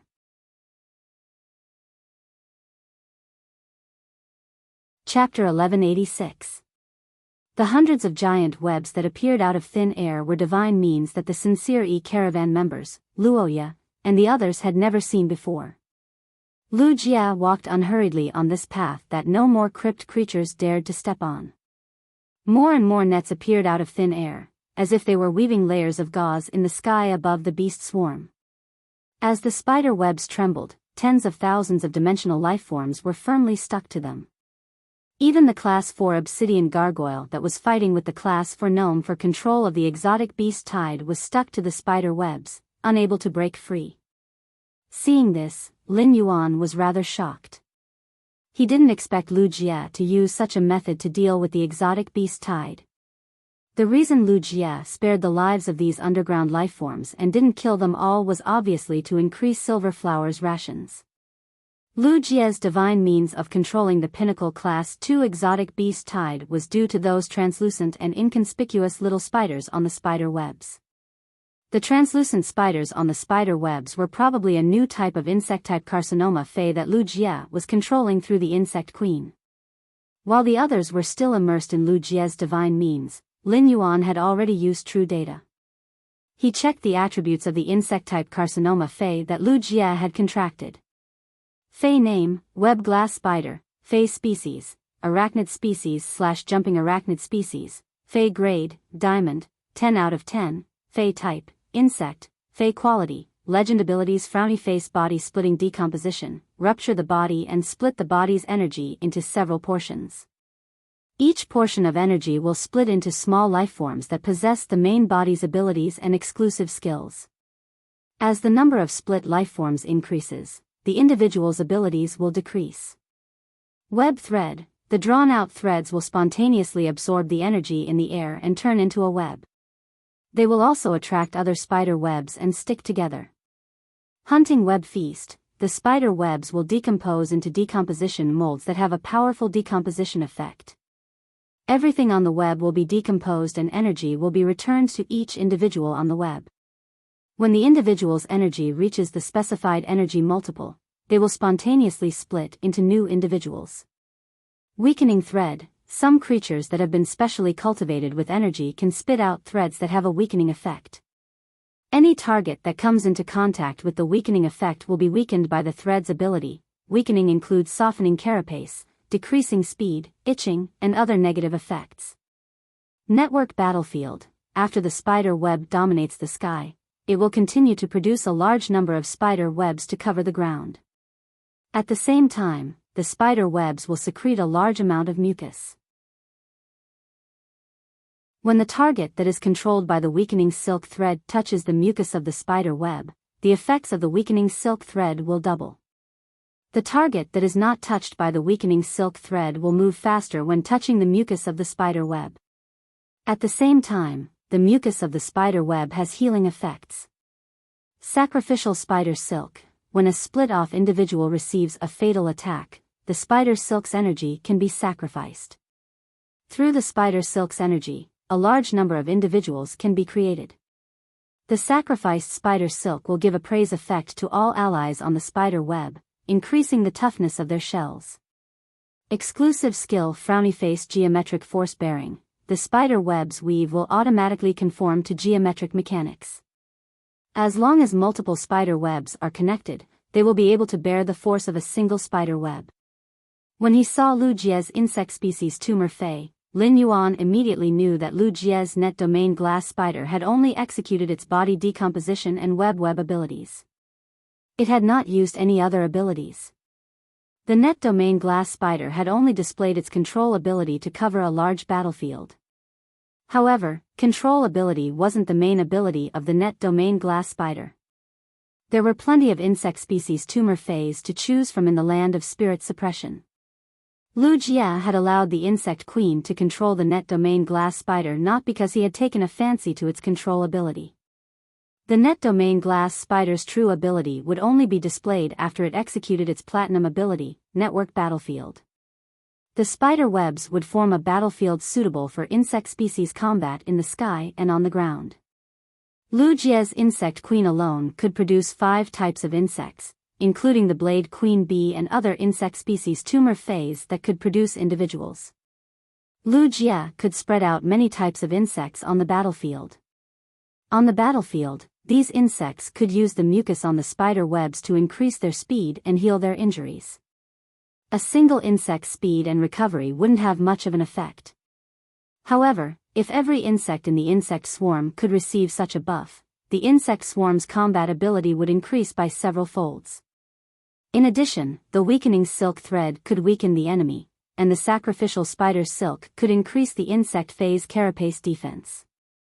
Lin Yuan found it hard to imagine how much Lu Jie's insect swarm would be enhanced in a positional battle. Furthermore, the net domain glass spider's body splitting decomposition, network battlefield, and geometric force endurance could be used together. This allowed the spider webs to be instantly spread out on the battlefield. The instant setup of the battlefield meant that positional battle would no longer be Lu Jie's weakness in combat. The sacrificial spider silk and hunting web feast could also enhance the spider web's recovery ability. If it wasn't for Lin Yuan's innate talent not being compatible with insect species phase, if he allowed Morbius to spirit lock on the insect species tumor phase, the insect species tumor phase would only have one ability left. Lin Yuan wanted to nurture an insect species tumor fey that was suitable for him. Of course, there was a limit to how many insect species tumor feys Lu Jie could contract. Due to the chaotic intelligence of the tumor feys, it was basically impossible for them to comprehend willpower runes from nature. It was the same for the hidden sea lotus flower. However, the hidden sea lotus flower had encountered the source-type demon spirit's heart. The demon spirit's heart had allowed the hidden sea lotus flower to transform into the demon spirit source-type silver flower. Silver flower, which was no longer a carcinoma fae, could freely evolve into a fantasy breed. This also meant that without the demon spirit's heart, Lu Jie's insect species tumor phase would only be able to reach Diamond X/Legend no matter how he nurtured them. However, this strength was sufficient. The combination of over a dozen insect species tumor phase allowed Lu Jie to face Emperor-class experts head-on. Lin Yuan felt that if he were to really fight with Lu Jie, he might not be able to defeat him. Lu Jie led the insect queen to hide in the insect swarm and commanded the insect swarm from the dark. Even if Lin Yuan used the Dark Crow Withering Strike in Princess Sacred Sword mode, it would still be useless. After all, the Dark Crow Withering Strike was not a large-scale sword skill and could not lock onto a target. After witnessing Lu Jie's strength again, Lin Yuan felt that he should put in more effort. Morbius' new Silver Spirit lock phase had to be arranged as soon as possible. At that moment, Lu Jie, who was like a deity descending to the mortal world, walked step by step toward the youth who was hugging the white kitten under the Sincerity Chamber of Commerce's members and Luo Ye's gaze. Everyone saw the silver-armored youth kneeling on one knee and placing his hand on the left side of his chest. He said respectfully, "Young master, my apologies for being late and giving you a fright."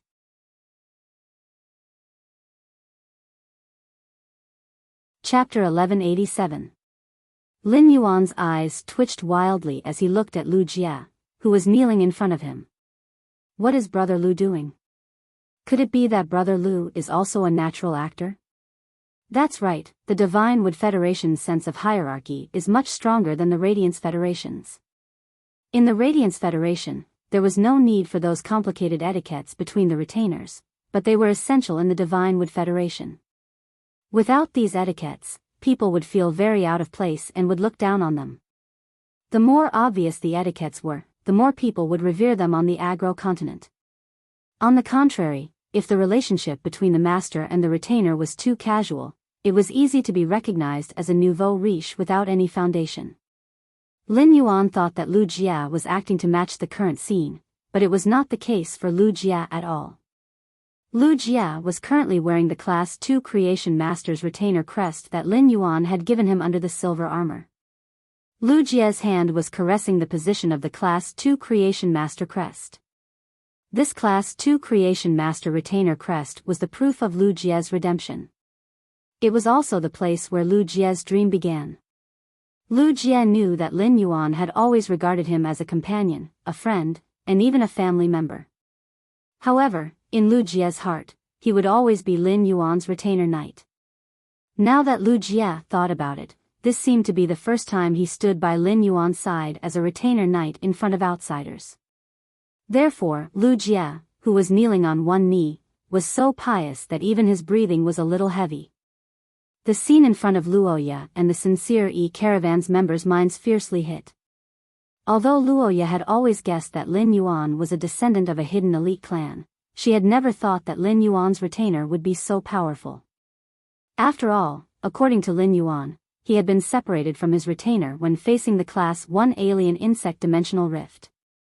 Even the Class 1 Alien Insect Dimensional Rift's Insect Tide could not deal with a retainer, let alone a Pinnacle Class 2 Underground Dimensional Lifeform Tide. The moment Lu Jie appeared, Luoya did not associate him with Lin Yuan's retainer at all. This was because Lu Jie looked too young. Compared to Lin Yuan, who had dozens of cuts on his clothes, he had such strength at the age of 24 or 25. The black-haired and black-eyed Lu Jie undoubtedly looked more like a member of a hidden elite clan. Luoya, who was a Class 1 Creation Master, couldn't see through Lu Jie's strength. However, this godlike man turned out to be Lin Yuan's retainer, who was standing beside him. How high is Lin Yuan's status? How powerful was the faction behind Lin Yuan? Could it be that Lin Yuan's hidden clan has a Class 4 Creation Master? Thinking of this, Roha didn't dare to continue imagining. In Luoya's opinion, a Class 3 clan with a Class 3 Creation Master was an unreachable existence. Luoya's 2-star family didn't have the qualifications to let Luoya face a 4-star family member, even if it was just a small fry of a 4-star family. Luo Ye originally had all kinds of fantasies about Lin Yuan. Even if Luo Ye had guessed that Lin Yuan was a member of the Deep Brahmin Federation's hidden wealthy clan, she had also thought of fighting for it. But now that he saw Lin Yuan's powerful retainer, he thought of Lin Yuan's unreachable identity. Ye's love at first sight slowly turned into longing. Luo Ye subconsciously knew that the gap between her and Lin Yuan's status was too big. Such a gap in status meant that it was impossible for the two of them to be together. Thinking of this, Luo Ye felt dejected. Mr. Feng and Feng Jiaji also recovered from their state of shock. Subsequently, the two of them felt a sense of closeness to Lin Yuan from the bottom of their hearts. This sense of closeness originated from the joy of surviving a calamity. Be it the Deep Brahmin Federation, the Divine Wood Federation, or the Iron Hammer Federation, they had the habit of treating the master and retainer as one. Everything a retainer did was considered to be carrying out their master's will. Although Lu Jie had stopped the Pinnacle Class 2 exotic beast tide, everyone's gratitude was transferred to Lin Yuan because Lu Jie was Lin Yuan's retainer. Lu Jie bowed for half a minute before standing up. He took a side step to Lin Yuan's side, separating Luo Ye and Lin Yuan. Seeing this, Luo Ye subconsciously took a step to the side, distancing herself from Lu Jie. Even though the silver-armored man beside her didn't look at her, he was definitely not friendly to her. Luo Ye could feel this. Lin Yuan's retainer didn't even look at her. This made Luo Ye feel that the distance between her and Lin Yuan had widened. Suddenly, cheers rang out from the surroundings. Ah! God has saved us. Look, these underground creatures are all being controlled by the net in the sky. Oh my God! I'm not dead. This is great. Thank God. The Chingy caravan's members who had relatives all hugged each other tightly. Those who had relatives also hugged each other tightly. The feeling of surviving a calamity even caused tears to gush out from the corners of many people's eyes. These tears were wiped away by weather-beaten palms. The remaining salty tears in the palms seemed to be playing a dirge of life for the survivors after the calamity had ended. Feng Jiaji retracted his hand that was passing Lil Pi to Lin Yuan and kissed Lil Pi, who was blinking her big watery eyes. Perhaps because Feng Jiaji's stubble was too sharp, Lil Pi, who was smiling foolishly, was kissed so hard that she started crying. Feng Jiaji, who usually took care of Lil Pi like a pair of eyes, didn't care about Lil Pi at this moment. It's getting dark. Start the fire. I'll take out 2 silver rank Mungshan bulls. Tonight, we'll roast them to entertain our esteemed guests. Feng Jiaji's words caused the atmosphere to instantly become tense. It didn't look like it had just experienced a terrifying natural disaster. The sincere caravan's members looked at Lin Yuan and Lu Jie with sparkling eyes. However, none of them dared to come to Lin Yuan's side to thank him. Lin Yuan's natural and gentle temperament and Lu Jie's firm and cold temperament could only be nurtured by a major faction. This kind of temperament made the members of the Sincerity Caravan, who traveled all over the country to hold gatherings, shrink back. Upon hearing Feng Jiaji's words, Luo Ye, who was looking at Lin Yuan with a somewhat infatuated and complicated gaze, threw a bronze walnut on the ground. 110 kilograms of fruits suddenly appeared on the ground. Roha said, "Since we're going to eat the whole roast cow, we can't do without these fruits. The beef is greasy. Take these fruits and wash them. Eat them with the roasted beef." The whole roast cow banquet at night didn't have any seasoning, just some salt and the fruits provided by Luo Ye. The taste was naturally not comparable to Lu Jie's. At that moment, many members of the Sincerity Caravan were dancing enthusiastically around the bonfire. In such an atmosphere, Lin Yuan and Lu Jie ate very happily. End of this chapter.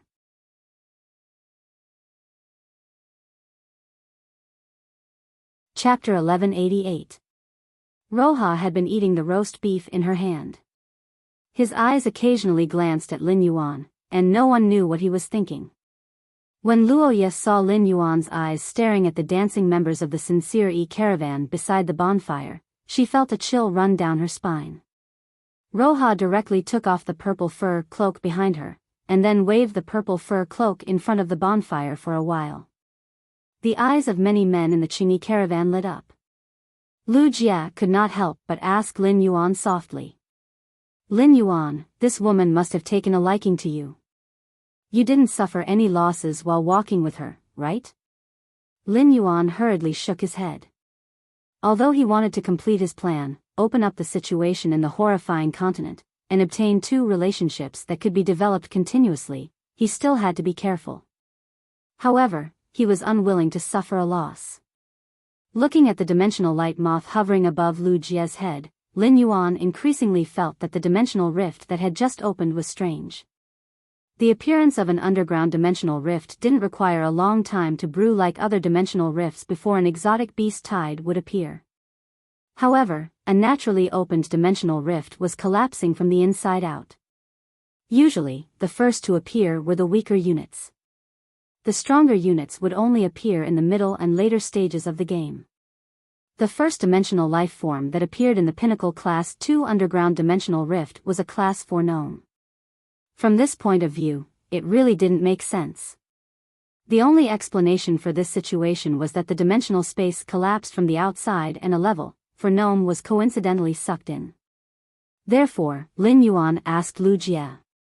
Big brother Lu, did you get the dimensional light moths to create the underground dimensional rift that just opened up?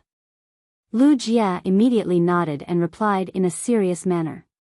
When you went to the Dry Cliff Bandits, the insect queen produced another 20 hurricane owlet moths. I've sent 15 of them to explore the terrain from a further distance.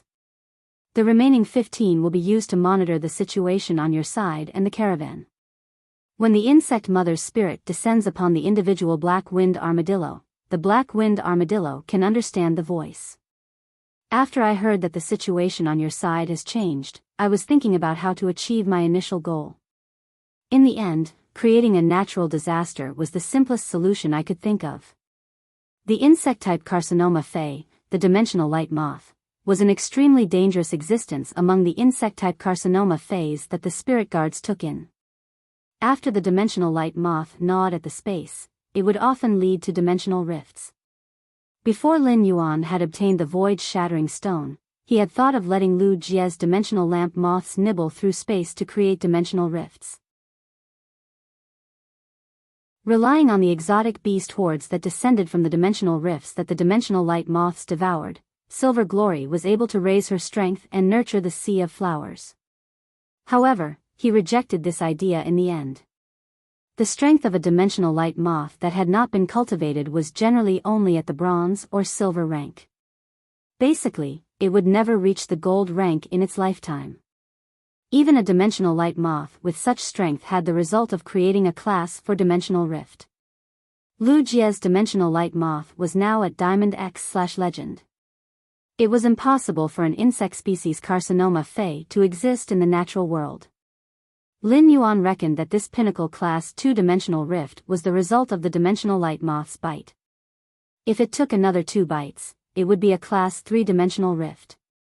However, when Silver Glory was strong enough, perhaps the dimensional light moth would come in handy again. Lin Yuan originally planned to talk to Mr. Feng after the bonfire roast whole cow banquet ended. However, before Lin Yuan could take the initiative to look for Mr. Feng brought Feng Jiaji over to Lin Yuan and Lu Jie. Mr. Feng and Feng Jiaji first bowed to Lin Yuan to express their gratitude before bowing to Lu Jie. Then, Mr. Feng took out 9 silver walnuts and handed them to Lin Yuan. Back then, I gave you these 9 walnuts because I wanted you to save Lil P. Not only did you save Lil P, but you also saved the rest of the Sincere E merchant team.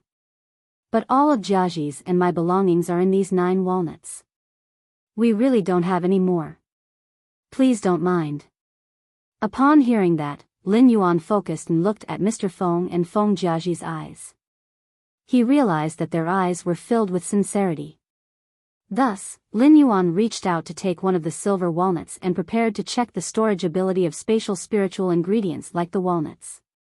Lin Yuan realized that the space of the silver walnut was about 100 square meters. The interior was about the same size as the silver Fey storage box. However, there were two drawbacks to the walnut and the silver Fey storage box. One of them was that the silver walnut could only be used a limited number of times, and every time he wanted to retrieve an item, he would need to take out all the items inside. On the other hand, the spatial energy in the silver walnut would completely disappear after 100 times of storage. In comparison, the Fey storage box was much more useful than the walnut storage box. However, the storage walnut was definitely more attractive to him than the Fey storage box. If each walnut contained a unit of spatial energy, then Lin Yuan only needed 50,000 units of silver walnuts. This would ensure that he could go back and forth between the Divine Wood Federation and the Radiance Federation through the spatial tunnel once. 50,000 silver walnuts were indeed a lot, but the spatial energy contained in the higher-grade walnuts was obviously higher. Therefore, Lin Yuan asked Mr. Feng, "Do you have gold-tier walnuts?" When Mr. Feng heard Lin Yuan's words, he thought that Lin Yuan was dissatisfied with the rewards in front of him. Mr. Feng smiled bitterly and said, "These 9 silver-tier walnuts are really all we have. The price of a storage walnut will be more than 100 times higher than a silver walnut. Even if I used all my belongings to buy gold walnuts, I wouldn't be able to buy a few. Gold walnuts are still consumables and will lose their effect after 1,000 times of storage. Only the legendary diamond rank storage walnut can remain undamaged no matter how many items are stored in it. We can't afford the gold walnuts, and the price of such resources is constant in the Divine Wood Federation. There is no profit even if we sell them." Upon hearing Mr. Feng's words, Lin Yuan knew that Mr. Feng was tactfully telling him no. Therefore, Lin Yuan changed the topic and asked, "Then do you have a bronze walnut?" Previously, Fu Di had taken out a bronze walnut, but Lin Yuan had only seen its appearance. Therefore, Lin Yuan could not be sure how much spatial energy the bronze walnut had. The reason why Lin Yuan wanted a gold or bronze walnut that was 1 grade lower than a silver walnut was because he wanted to compare its spatial energy with the silver walnuts. He wanted to compare the spatial energy within it with the spatial energy of the silver walnut. End of this chapter.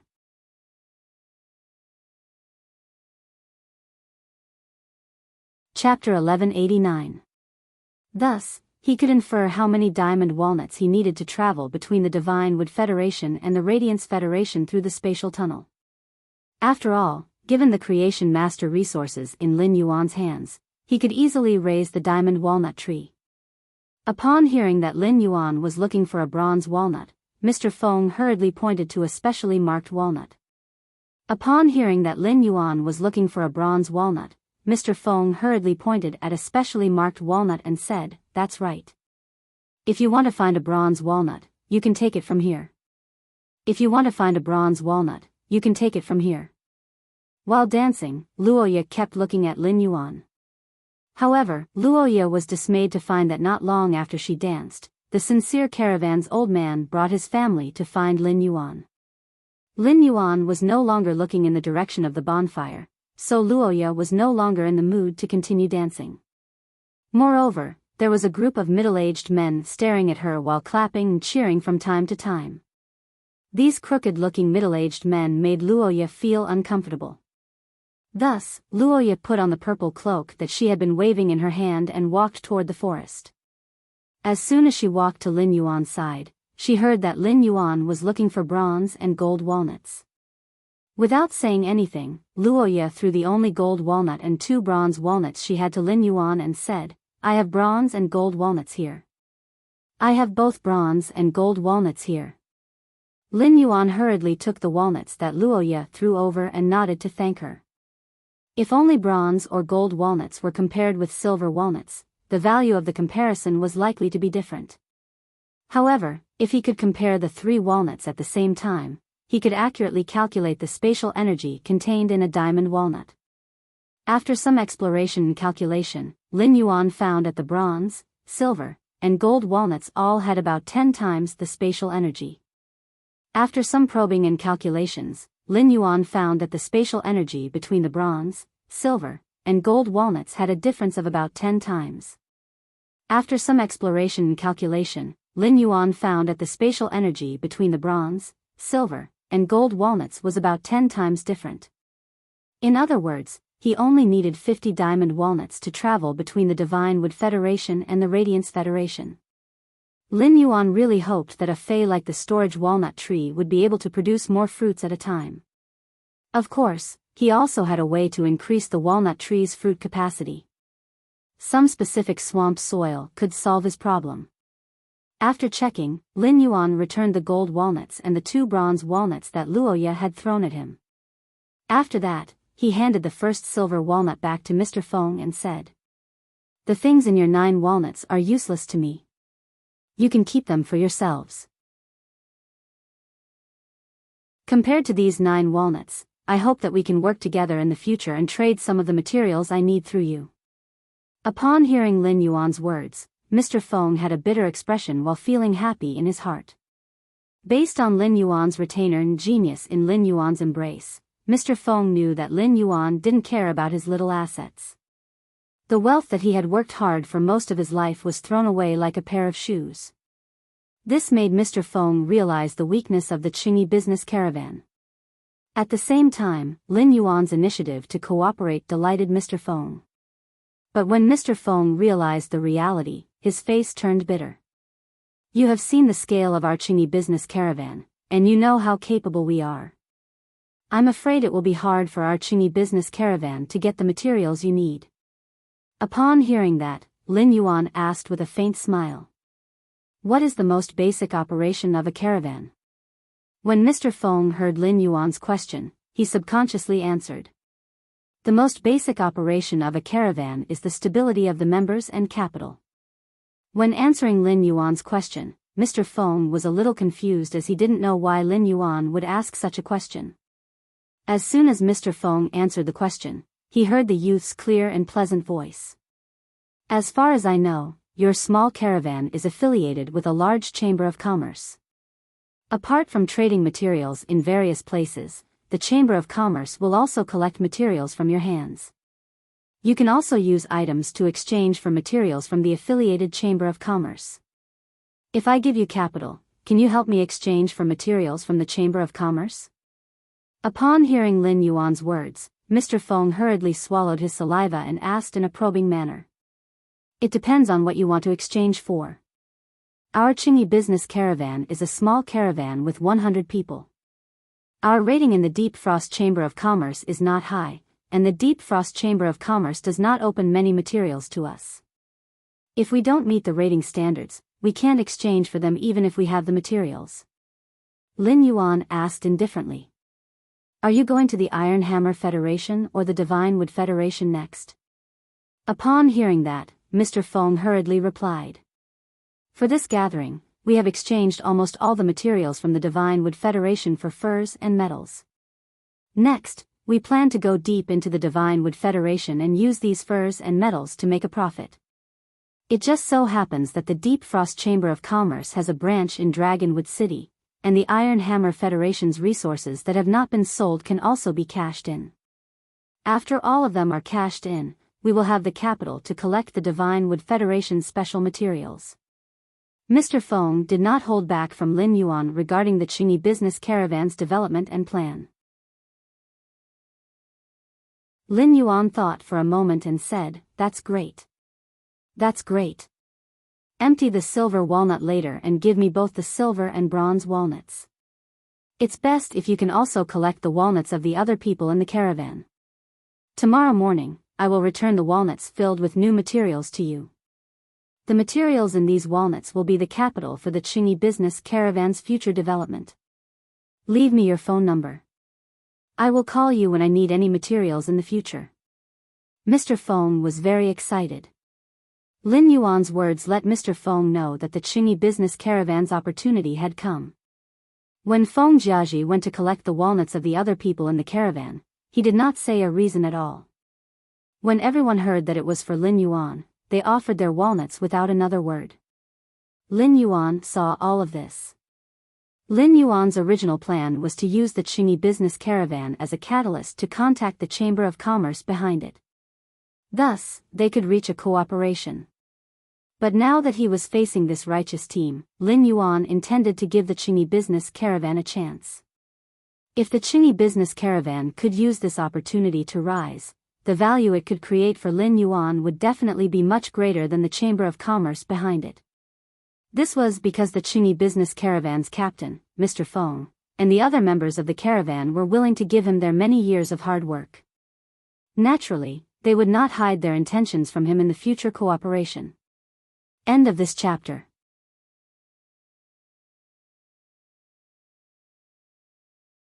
Chapter 1190. Deep into the day, Luoya had something to say to him at night. But in the end, she forcefully endured it. Looking back at the road ahead, Luoya laughed self-mockingly. The first half of her life was too ironic. She was born in a 2-star family and had favorable conditions, but she only cared about having fun. In the past few years, she had followed the dry cliff bandits everywhere to have fun. She had been a B-rank spirit chi professional for almost a year, and her grandfather had said that he would help her promote the mist anti-poison moth to platinum. She had rejected it because she felt that it would delay her fun. She was too unbearable. She was so unbearable that she didn't dare to talk to him after understanding how outstanding he was. Looking at the vast night sky, Luoya, who had always had a playful attitude, was sure that there was someone living in her heart. All her flirtatious thoughts were completely suppressed by this person. Apart from having an illustrious status, he had a creation breed fae at a young age. Luoya hadn't even comprehended a single willpower rune. No matter how hard she worked, she wouldn't be able to catch up to that person in her heart. But at the moment when she denied herself, Roha's heart gave birth to a stubborn determination. Luoya took a deep breath and clenched her fists. Even if I can't catch up to that person's footsteps, I can at least get closer to him through hard work. At the very least, I can have the qualifications to chase after his back. This thought gave Luoya an unprecedented drive. When Luoya's drive reached the peak, she suddenly entered a state of epiphany. Sensing the additional willpower rune in her mind, Luoya took a deep look at Lin Yuan's tent. When she looked at Lin Yuan's tent, she found that the silver-armored youth was frowning and looking at her with vigilance. His vigilant gaze was as though he was guarding against a thief. His gaze made Luoya rather speechless. What am I doing? What does that look mean? He's looking at me as though I'm an LSP. Can a weak woman like me knock you out and enter the tent to do something to Lin Yuan? The cobwebs in the sky have yet to be removed. Luoya felt that if she really wanted to do something and put it into practice, the silver-armored youth would definitely let the cobwebs cover the sky and stick her to it. He hung himself together with those ugly crypt creatures on the spider web. Thinking of this scene, Roha shivered. Luoya took out a piece of paper and solemnly wrote her phone number on it. Then, she strode to Lu Jie's side. He passed the paper to Lu Jie and said, I made an appointment with Lin Yuan to host him in Nanma City. If Lin Yuan arrives at Nanma City, you can ask him to call me. After saying that, Luoya gazed at Lin Yuan's sleeping tent with nostalgia. Then thinking of the determination in her heart, Roha turned around and climbed on the back of the mist anti-poison moth. The fog anti-poison moth flapped its wings and flew in the direction of the Divine Wood Federation. Apart from Lu Jie, no one else was alerted. However, this didn't mean that the members of the Qingyi caravan could have a good night's sleep. On the contrary, after the bonfire feast was over, the liveliness and joy died down. The members of the Sincere Merchant group recalled that the Pinnacle Class 2 underground dimensional rift that had suddenly opened up had yet to be resolved. It was just that every underground life form that came out of the Pinnacle Class 2 underground dimensional rift would be immediately caught by the spiderweb. The crypt creatures that were stuck on the spider web would be neatly arranged by some indistinct little things on the spider web. It could be said that if they did not sleep in the tent, once they opened their eyes, they would be able to see the crypt creatures that were 50 meters in the sky. They could see the miserable scene of the crypt creatures struggling desperately on the spider web. This impact made the members of the Sincere Merchant group close their eyes, afraid that the crypt creatures that were stuck on the spider web would fall down. If a crypt creature really fell down, even if the silver-armored man stationed in front of the tent acted righteously, it was very likely that they would lose their lives if they did not act in time. After all, there was still a class for gnome and a class for obsidian gargoyle hanging on the spider web. It was different from most of the members of the Sincere Merchant group.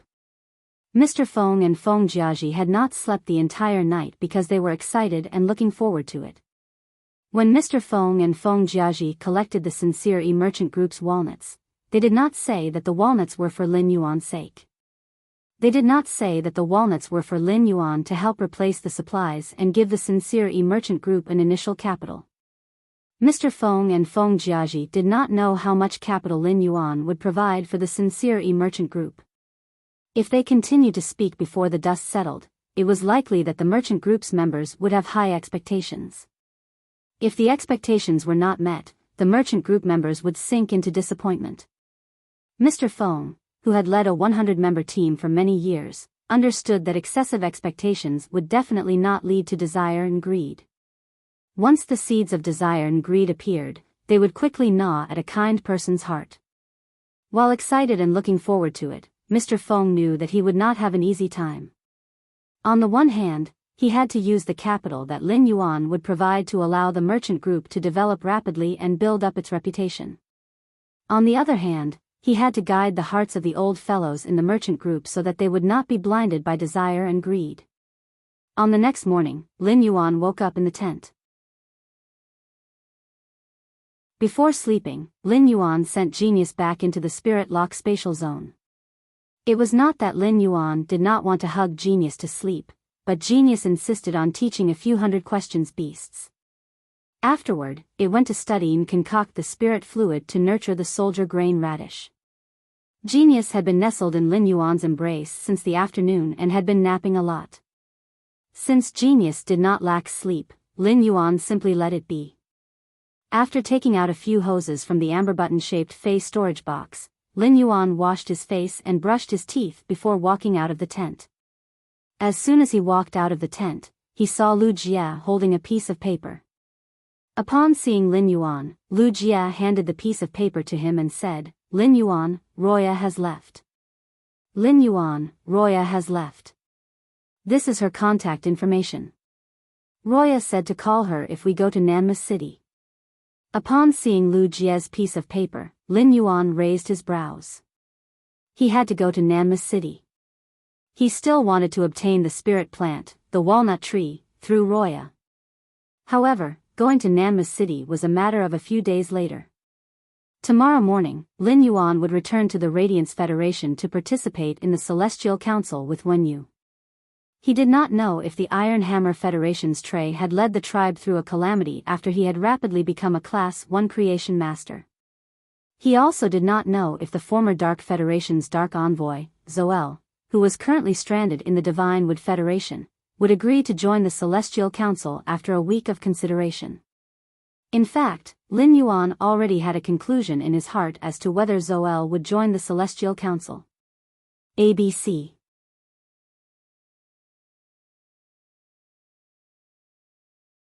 Chapter 1191. Lin Yuan felt that as long as Su Yiren was not stupid, she would not give up this chance to live. Even if this chance to live would cause her to lose her freedom. After all, it was much more important for those who wanted revenge to live on and hold on to hope than to have freedom. As for the resources for the Sincere Righteous Trade Association, Lin Yuan had already prepared them before he went to bed last night. Mr. Feng collected all the Honest Faith Trade Association's object storing walnuts and handed a total of 12 silver walnuts to Lin Yuan. There were a total of 57 bronze walnuts.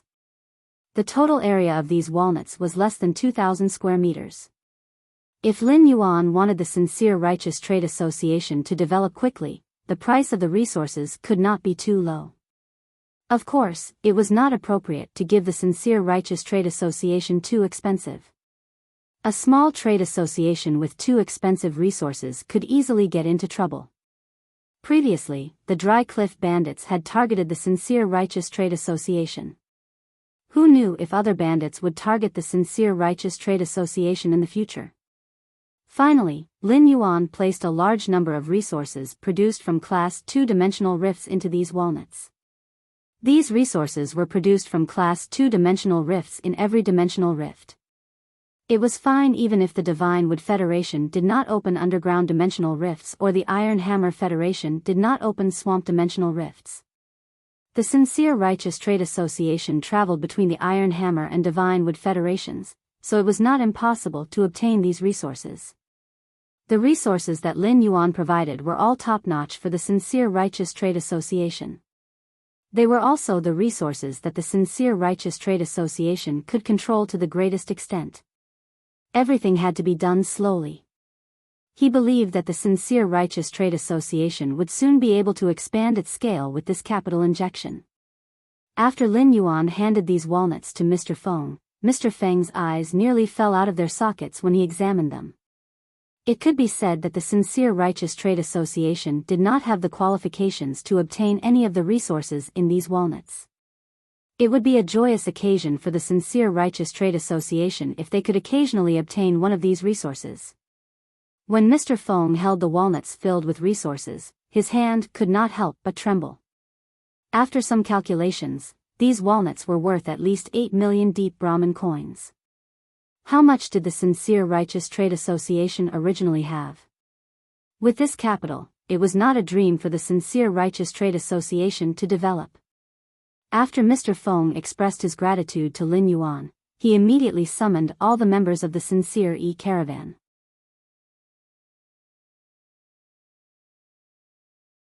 He told everyone about Lin Yuan pouring resources into the Sincere Caravan without concealing anything. When the members of the Qingyi Caravan heard the sudden good news, they were overjoyed. Mr. Feng looked at the surprised members of the Sincere Caravan before looking at Lin Yuan. Originally, our Qingyi Caravan only had 100,000 deep Brahmin coins. And this is the price of all our heads and the lives of our family members. Lin Yuan's capital injection for our Sincere Caravan has reached at least 80 times the original price of our goods. According to the calculation of shares, Lin Yuan has more than 98% of the Sincere Caravan's shares. Now, I suggest that Lin Yuan be our Sincere Caravan's captain. Mr. Feng's words made Lin Yuan raise his brows. After a short period of silence, most people responded to Mr. Feng's suggestion. However, he did not want to be the captain of the Sincere Caravan.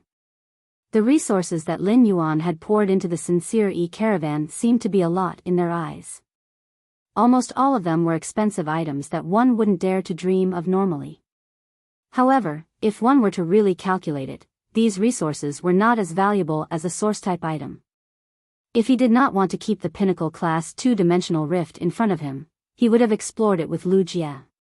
He took out 2 source-type items from the dimensional hub and gathered the materials that were easy to collect. According to the original standards, the resources obtained were enough to invest in the Qingyi Caravan for another 7 or 8 times. In other words, the Spirit Lock Spatial Zone would produce 1 Heavenly Maiden-grade elemental pearl every 20 breaths. A Heavenly Maiden-grade elemental pearl was enough to cause a raging wave in a place like the Agon continent that didn't have any Class 5 creation masters. This caused the experts of the 3 great federations to fight over it. He could imagine a continent without Class 5 creation masters. How much did the experts on the continent desire such resources that could only be nurtured by pinnacle Class 4 creation masters with extreme luck? Therefore, the investment provided to the Sincere Caravan was just a drop in the bucket for him. The Sincere Caravan's members didn't know that they could talk to Lin Yuan for a while. In terms of value, the time spent on Lin Yuan was already more valuable than the resources in the object storage walnut. After Mr. Feng made his proposal, he had been secretly observing Lin Yuan's expression. Seeing that Lin Yuan didn't agree, Mr. Feng knew he had done the wrong thing. However, Lin Yuan had provided so much investment to the Sincere Caravan, and the caravan couldn't repay him at all. Mr. Feng didn't have the face to say that he would sell the resources in the object storage walnut and give the money to Lin Yuan. If Lin Yuan wanted to transfer the resources, he didn't need to go through the Sincere Caravan. If Lin Yuan took these resources to the Deep Frost Chamber of Commerce, he would immediately be treated as a VIP by the Sincere caravan.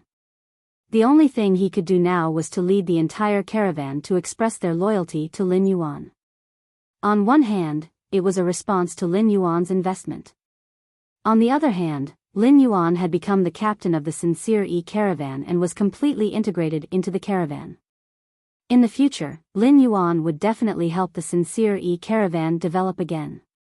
It could be said that this was a good opportunity for the Sincere caravan. The more excited the Sincere caravan's members were, the more embarrassed Mr. Feng felt. At that moment, the youth's clear voice gave Mr. Feng a ladder. First of all, thank you for your support. My original intention was to go out and train. I can't follow the caravan everywhere. Therefore, it isn't suitable for me to be the captain. In addition, I will provide the Sincere caravan with the capital because I see its potential. A caravan's capital can be accumulated through a few fortuitous encounters. However, the hearts of the people gathered by the caravan can't be exchanged for no matter how much capital you have. Lin Yuan's words made everyone in the Sincere caravan, including Mr. Feng, feel warm. Mr. Feng asked Lin Yuan, in that case, I will still be worried about the captain. In that case, I will still be worried about the captain of the Sincere caravan. I wonder if you can be the honorary captain of the Sincere caravan? In the future, the Sincere caravan's earned resources will be refunded to you at 98% of the shares. ABC.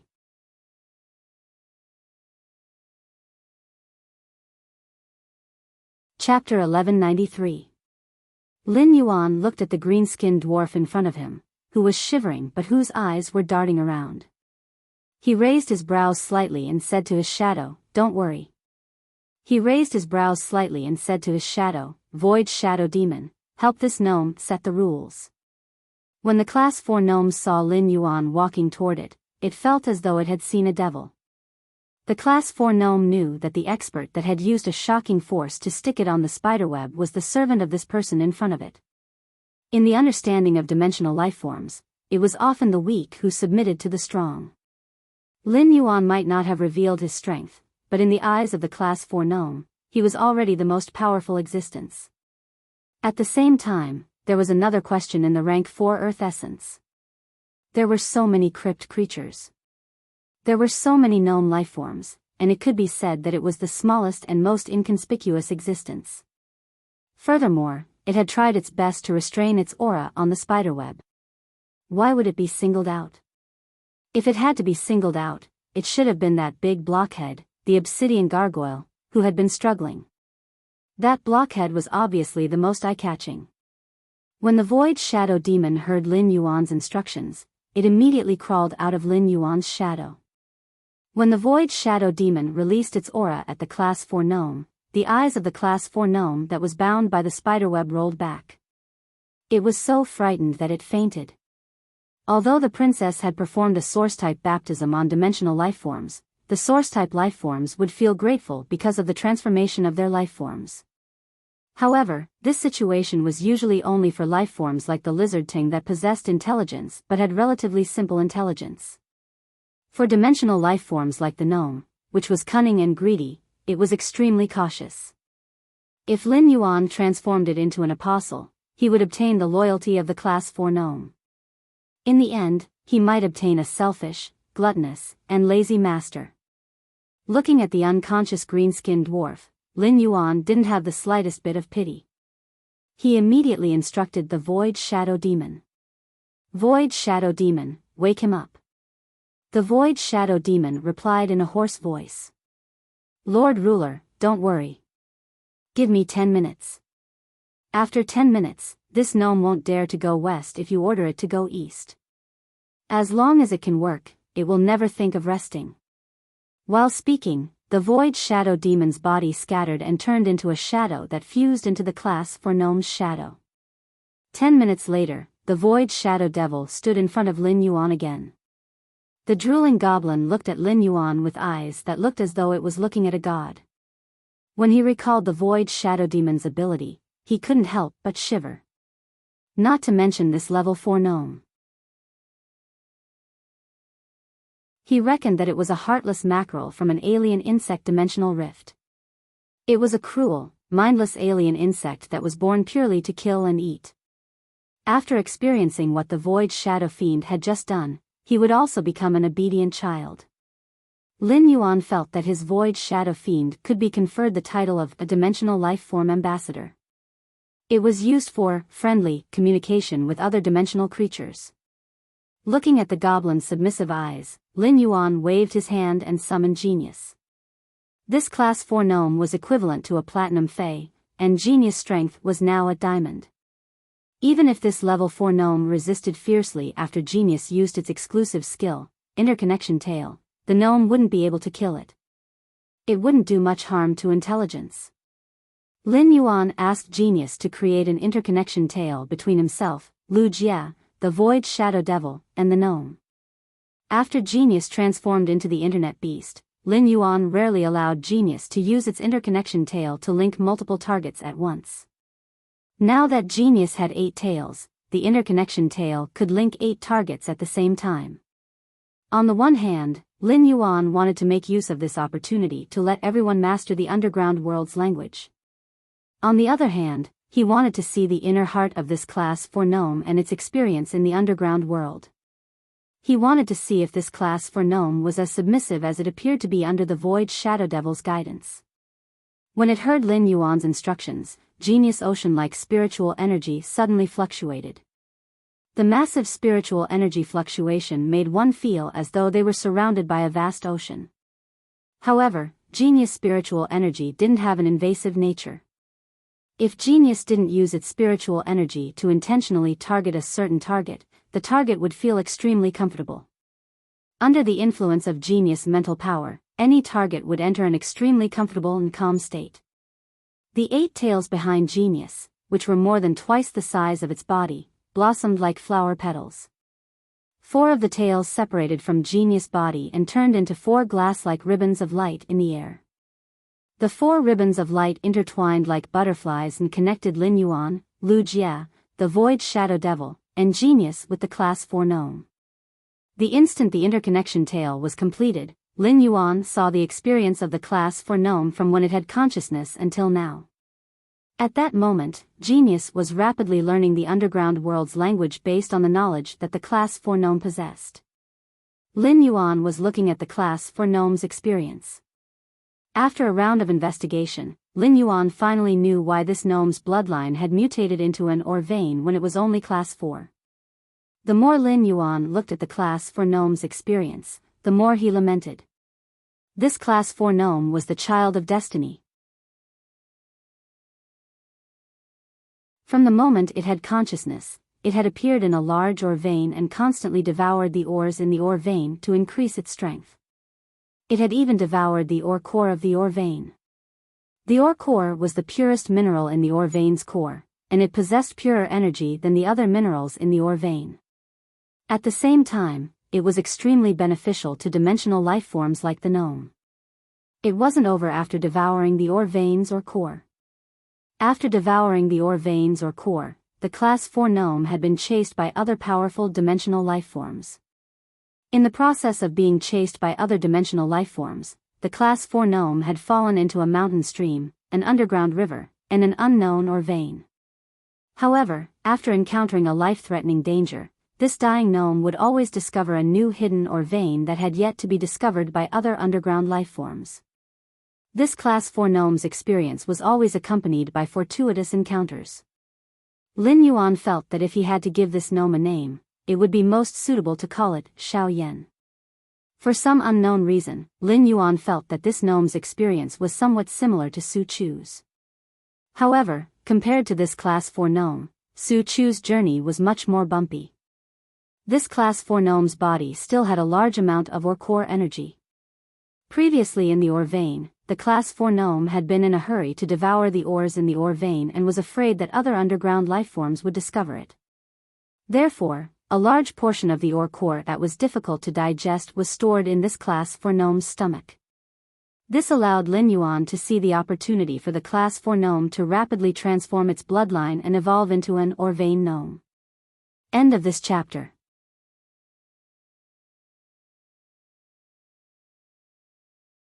Chapter 1194. When dimensional lifeforms were undergoing the source-type baptism, they would completely stimulate the hidden energy within their bodies. Using the source-type baptism, the Class 4 gnome could attempt to completely digest the energy in the ore core. Once the ore core's energy was completely digested, the gnome would have at least an 80% chance of metamorphosis. After probing the gnome's emotions, Lin Yuan realized that the Void Shadow Demon's training had made the gnome completely obedient. In such a state, the gnome was already qualified to metamorphose into an apostle. As genius grade increased, its learning ability also increased. Soon, Genius's grasp of the underground world's language reached the same standard as this Class 4 gnome. Genius arranged the knowledge regarding the underground world's language and transmitted it to Lin Yuan, Lu Jie, and the Void Shadow Demon's minds through the end of connection. Lu Jie had never seen Genius use its abilities. Although Lu Jie could sense Genius grade and grade, he didn't know anything about Genius's abilities. Genius's current abilities amazed Lu Jie. The most difficult thing between humans was communication. Genius's ability allowed two people's thoughts to perfectly blend together. It could also use the blended thoughts to perfectly understand the other person.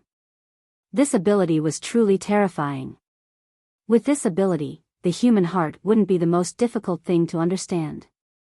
Instead, it could be completely displayed in the open for people to browse through like watching a movie.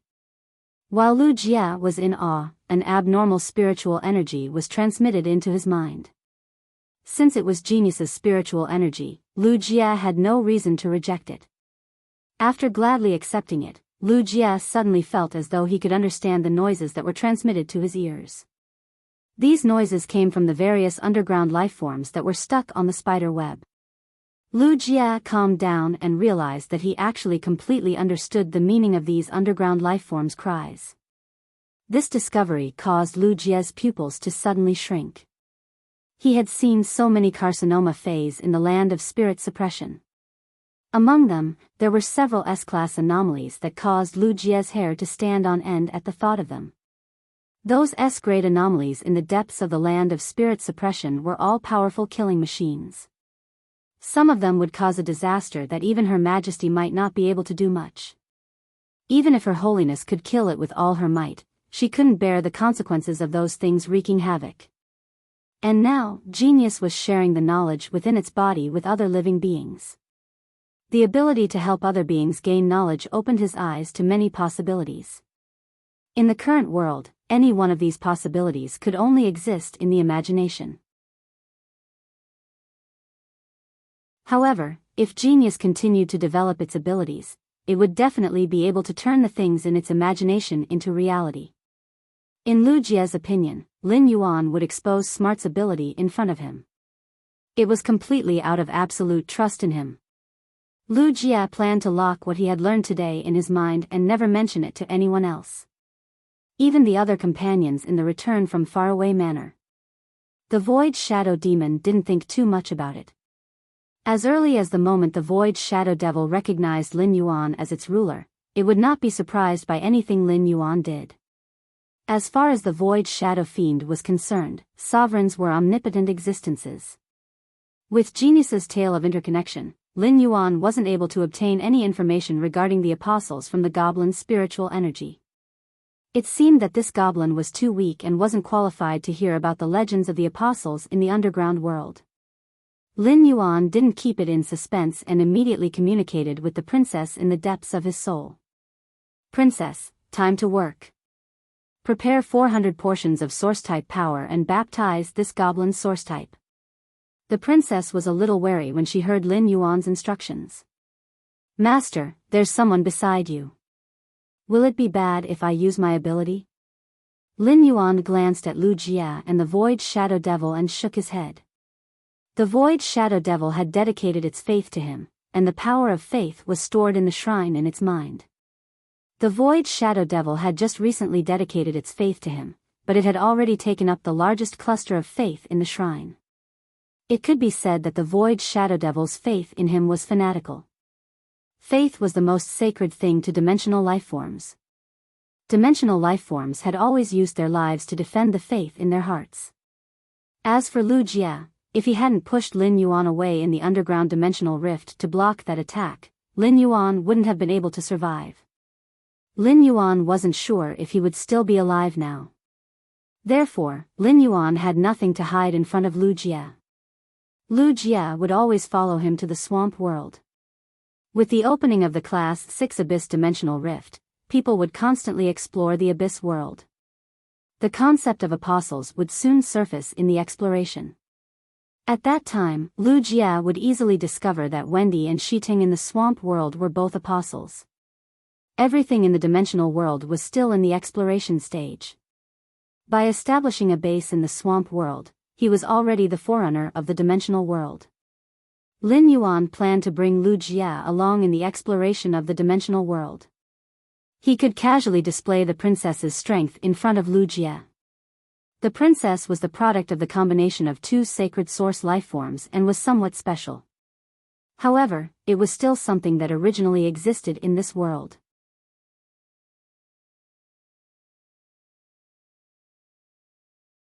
Morbius, on the other hand, was different. Morbius was Lin Yuan's greatest trump card, and he didn't even tell his only blood relative, Chu Ci. Lin Yuan intended to keep Morbius' secret in his stomach forever. It's fine. Let's start. Take a little longer to inject the source-type power into this goblin. Give the gnome some time to digest the remaining energy in its body. Upon hearing Lin Yuan's instructions, the princess replied energetically, "Don't worry.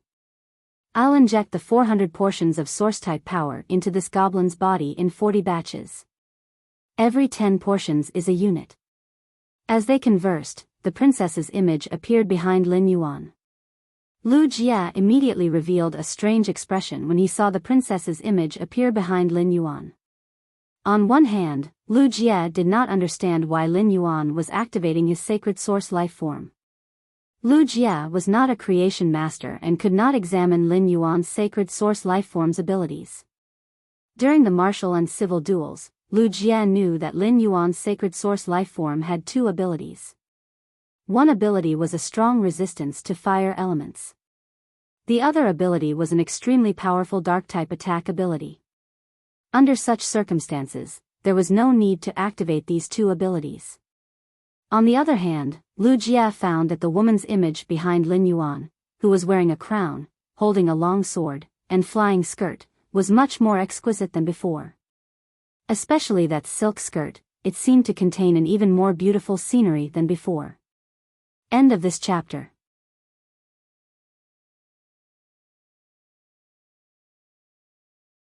Chapter 1195. Before Lu Jie could think further, he saw Lin Yuan and the woman behind him raise their hands at the same time. An amber energy ray gushed out of Lin Yuan's palm and shot toward the green-skinned gnome that was kneeling on the ground. The moment the amber energy appeared, the void shadow demon, who had been standing to the side, felt his knees buckle.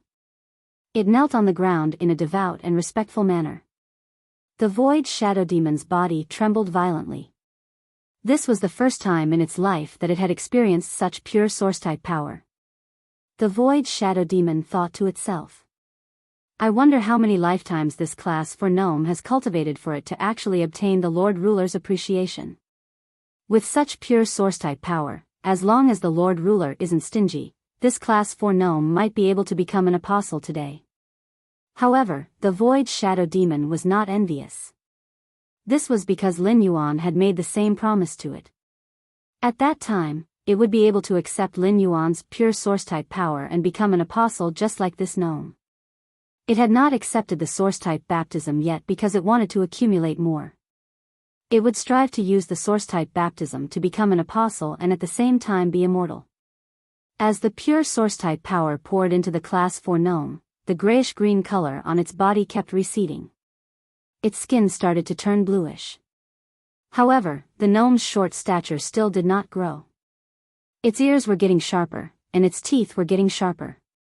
These sharp teeth made it easier for the class 4 gnome to chew on metals that were difficult to chew. After Lin Yuan poured 200 portions of source-type power into the class 4 gnome's body, it had completely turned into a greenish-blue-skinned dwarf. As the source-type power continued to be poured in, the Class 4 gnome's body started to have some faint tattoo-like veins. At first, these veins seemed rather abrupt.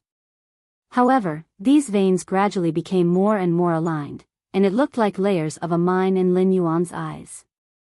After Lin Yuan poured in the last portion of Source-type power, he had finished pouring in 400 portions of Source-type power. When the last portion of Source-type power was poured in, a vigorous hiss came out of the Class 4 gnome's throat. An amber totem suddenly lit up on the Class 4 gnome's nose. On the amber totem was the outline of a towering mine. The mine had a strong metallic luster. This totem was the faith totem that the level 4 goblin had awakened after becoming an apostle, the Metal Mountain Totem. Lin Yuan used true data to check on the apostle gnome.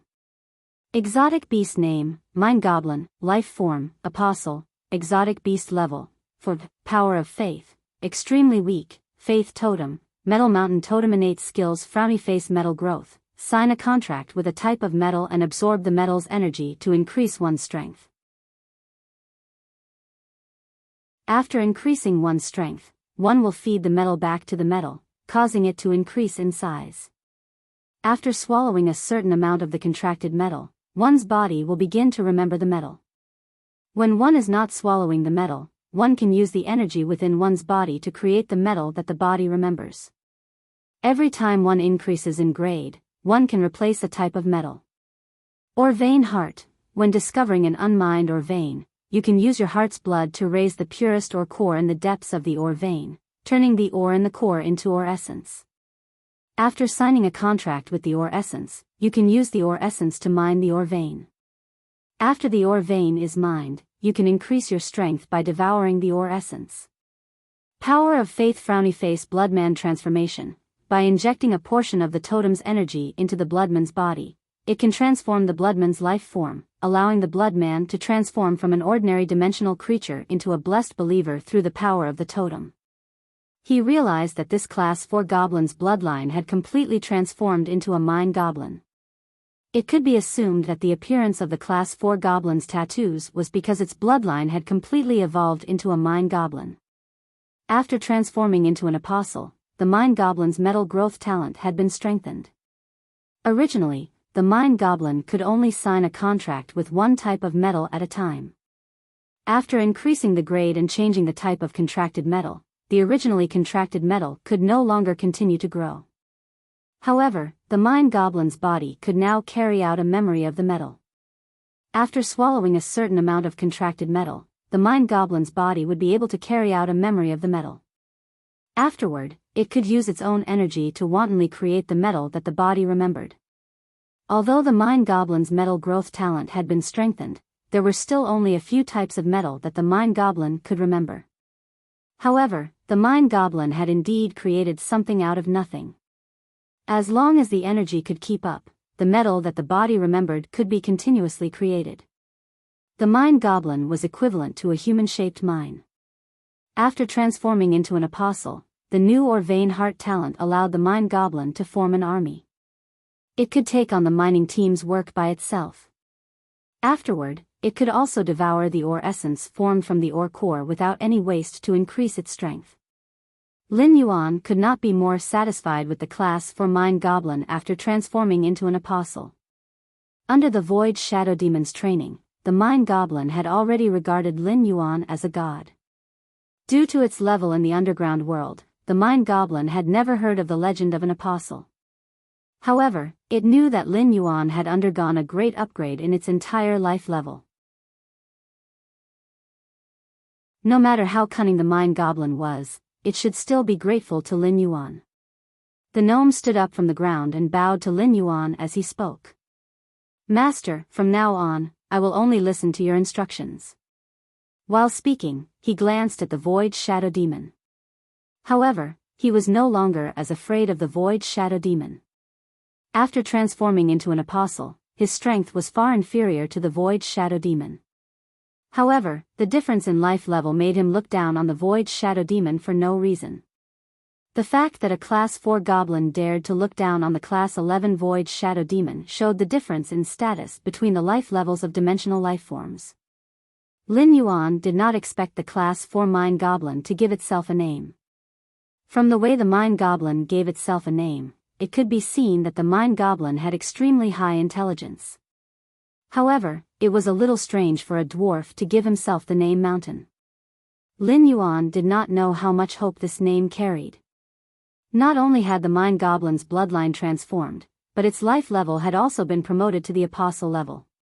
Based on ability alone, the name Mount Chong was not unexpected at all. Lin Yuan smiled and said, "Mountain, you have to work hard in the future. Mountain, you have to work hard in the future. By the way, what kind of metal did you sign a contract with for your metal proliferation talent?"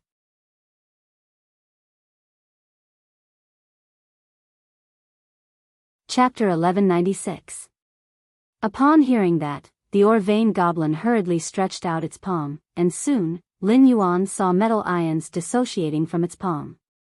Slowly, a metal sphere condensed in the gnome's hand. "For as long as I can remember, I've always had ores to eat. I don't need to use my talent to create my own metals to satisfy my hunger. That's why I've only signed a contract with this metal." Upon hearing that, Lin Yuan could not help but hold his forehead with his hand. Goblins were indeed blessed by the heavens. In the dimensional world, where danger lurked everywhere, Chong Shan had to take risks to find food in order to survive.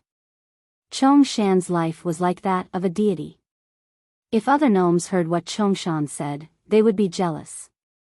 After taking a closer look, Lin Yuan realized that the metal sphere in the ore vein gnome's hand was a kind of fire-heart copper that could only be produced in the underground dimensional rift. The blaze-heart copper might only be produced in underground dimensional rifts, but its actual price wasn't high. Flame core copper was mainly used as a high-heat fuel. There were many fire-attribute spiritual materials produced in the abyss world that could replace the flame-heart copper. Therefore, Lin Yuan spoke. "Mountain, since you signed a contract with the fire-heart copper when you were at a lower level, you should be able to change the metal type of the contract now, right?" Upon hearing Lin Yuan's question, Mountain nodded vigorously. "Yes, master. I can change the type of contract metal at any time." Upon hearing that, Lin Yuan reached out and patted Mountain's shoulder. "Without my permission, don't you dare change the metal type of your metal growth contract. Later, I'll give you a metal spirit material for you to use to form a contract with. When the time comes, try to help me produce more of this metal spirit material." Hearing this, Chong Shan grinned, revealing a mouthful of sharp teeth under his bluish-purple lips. "Master, leave it to Chong Shan. Chong Shan is the best at producing metals." Chong Shan said as he pointed in the distance. "Master," Chong Shan sensed a mine a kilometer away. "The fluctuations from this mine are extremely strong. It should be a large mine." Upon hearing Mountain's words, Lin Yuan turned to Lu Jia and the Void Shadow Demon. "Why don't we follow Chong Shan to see what kind of minerals are hidden in the underground mineral vein?" Upon hearing that, Lu Jia looked at the Class 2 underground dimensional rift and asked Lin Yuan. "Lin Yuan, what are you planning to do with this pinnacle Class 2 underground dimensional rift? Can Inhua's white bone flower seed grow to this position and use it to surround the pinnacle Class 2 dimensional rift?" Lin Yuan first sensed the silver flower's current growth progress and then smiled. Based on Silver Splendor's current strength, it's impossible to expand 90 kilometers in this direction.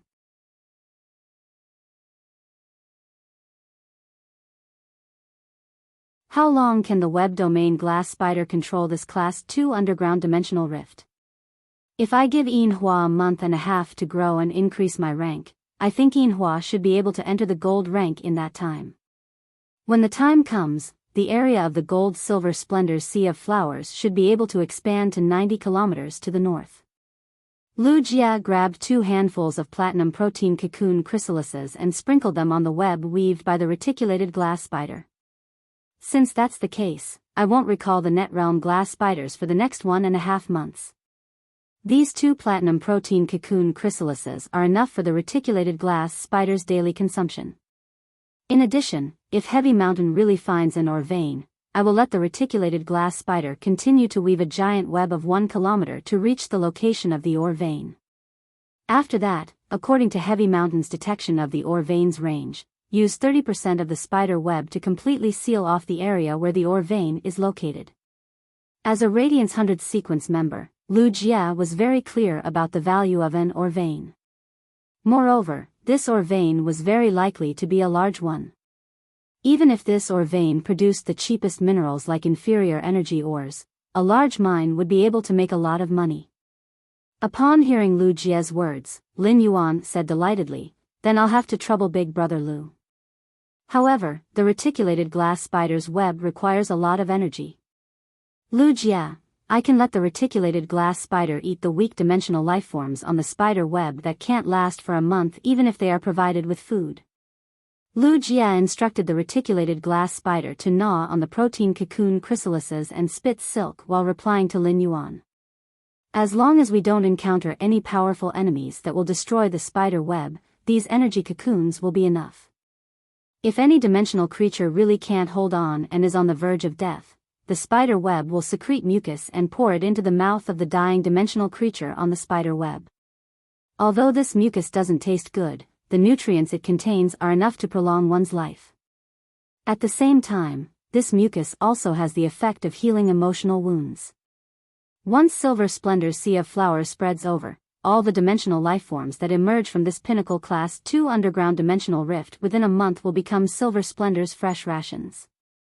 While they were talking, they had arrived at the area pointed out by Chong Shan. The mine goblins themselves had the ability to change the landscape. After reaching the area, the land at the foot of the mountain quickly collapsed. The collapse of the land only stopped when it reached a depth of nearly 30 meters. Chong Shan used his hands to feel around the 30-meter deep hole in the ground. Soon, he found a few ores with a silver metallic luster.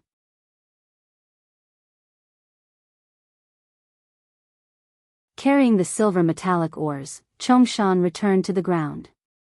Heavy Mountain said as he handed over the ores he found underground. "Master, these are the types of ores produced in this mine. Don't judge the quality of the ores in the outer layer of the mine. Break open the outer layer of the mine, and the quality of the ores in the mine will be better." Lin Yuan took a look at the ores that Heavy Mountain handed over and found that the mine actually produced the spirit-fixing silver, a silver metallic material. When creation masters were concocting proficient spirit liquids or those with relatively cheap spiritual ingredients, they would generally use crystal vessels. In order to stabilize the spirit liquids and reduce the probability of failure, the creation masters would put away their usual crystal vessels. The creation master would then put away the usual crystal bottles and utensils. Instead, they would use vessels made of the spirit-fixing silver, a silver metallic material. In the Radiance Federation, the spirit-fixing silver that creation masters used was sold in the Creation Master Association. However, the price was relatively higher than the market price. Batches of spirit-fixing silver would occasionally appear in the market. After these batches of spirit-fixing silver appeared, there would be no chance for them to be put on the star web. They would be snapped up by the creation masters with the channels. Lin Yuan understood this very well. After all creation masters were tycoons. Even for expensive plant phase like the flower brocade pearls, creation masters would want to hoard more. Let alone the daily necessities of spirit-fixing silver. End of this chapter. You're tuning into the Romantic Tales YouTube channel. Don't forget to subscribe and join us on this journey to catch the most captivating stories.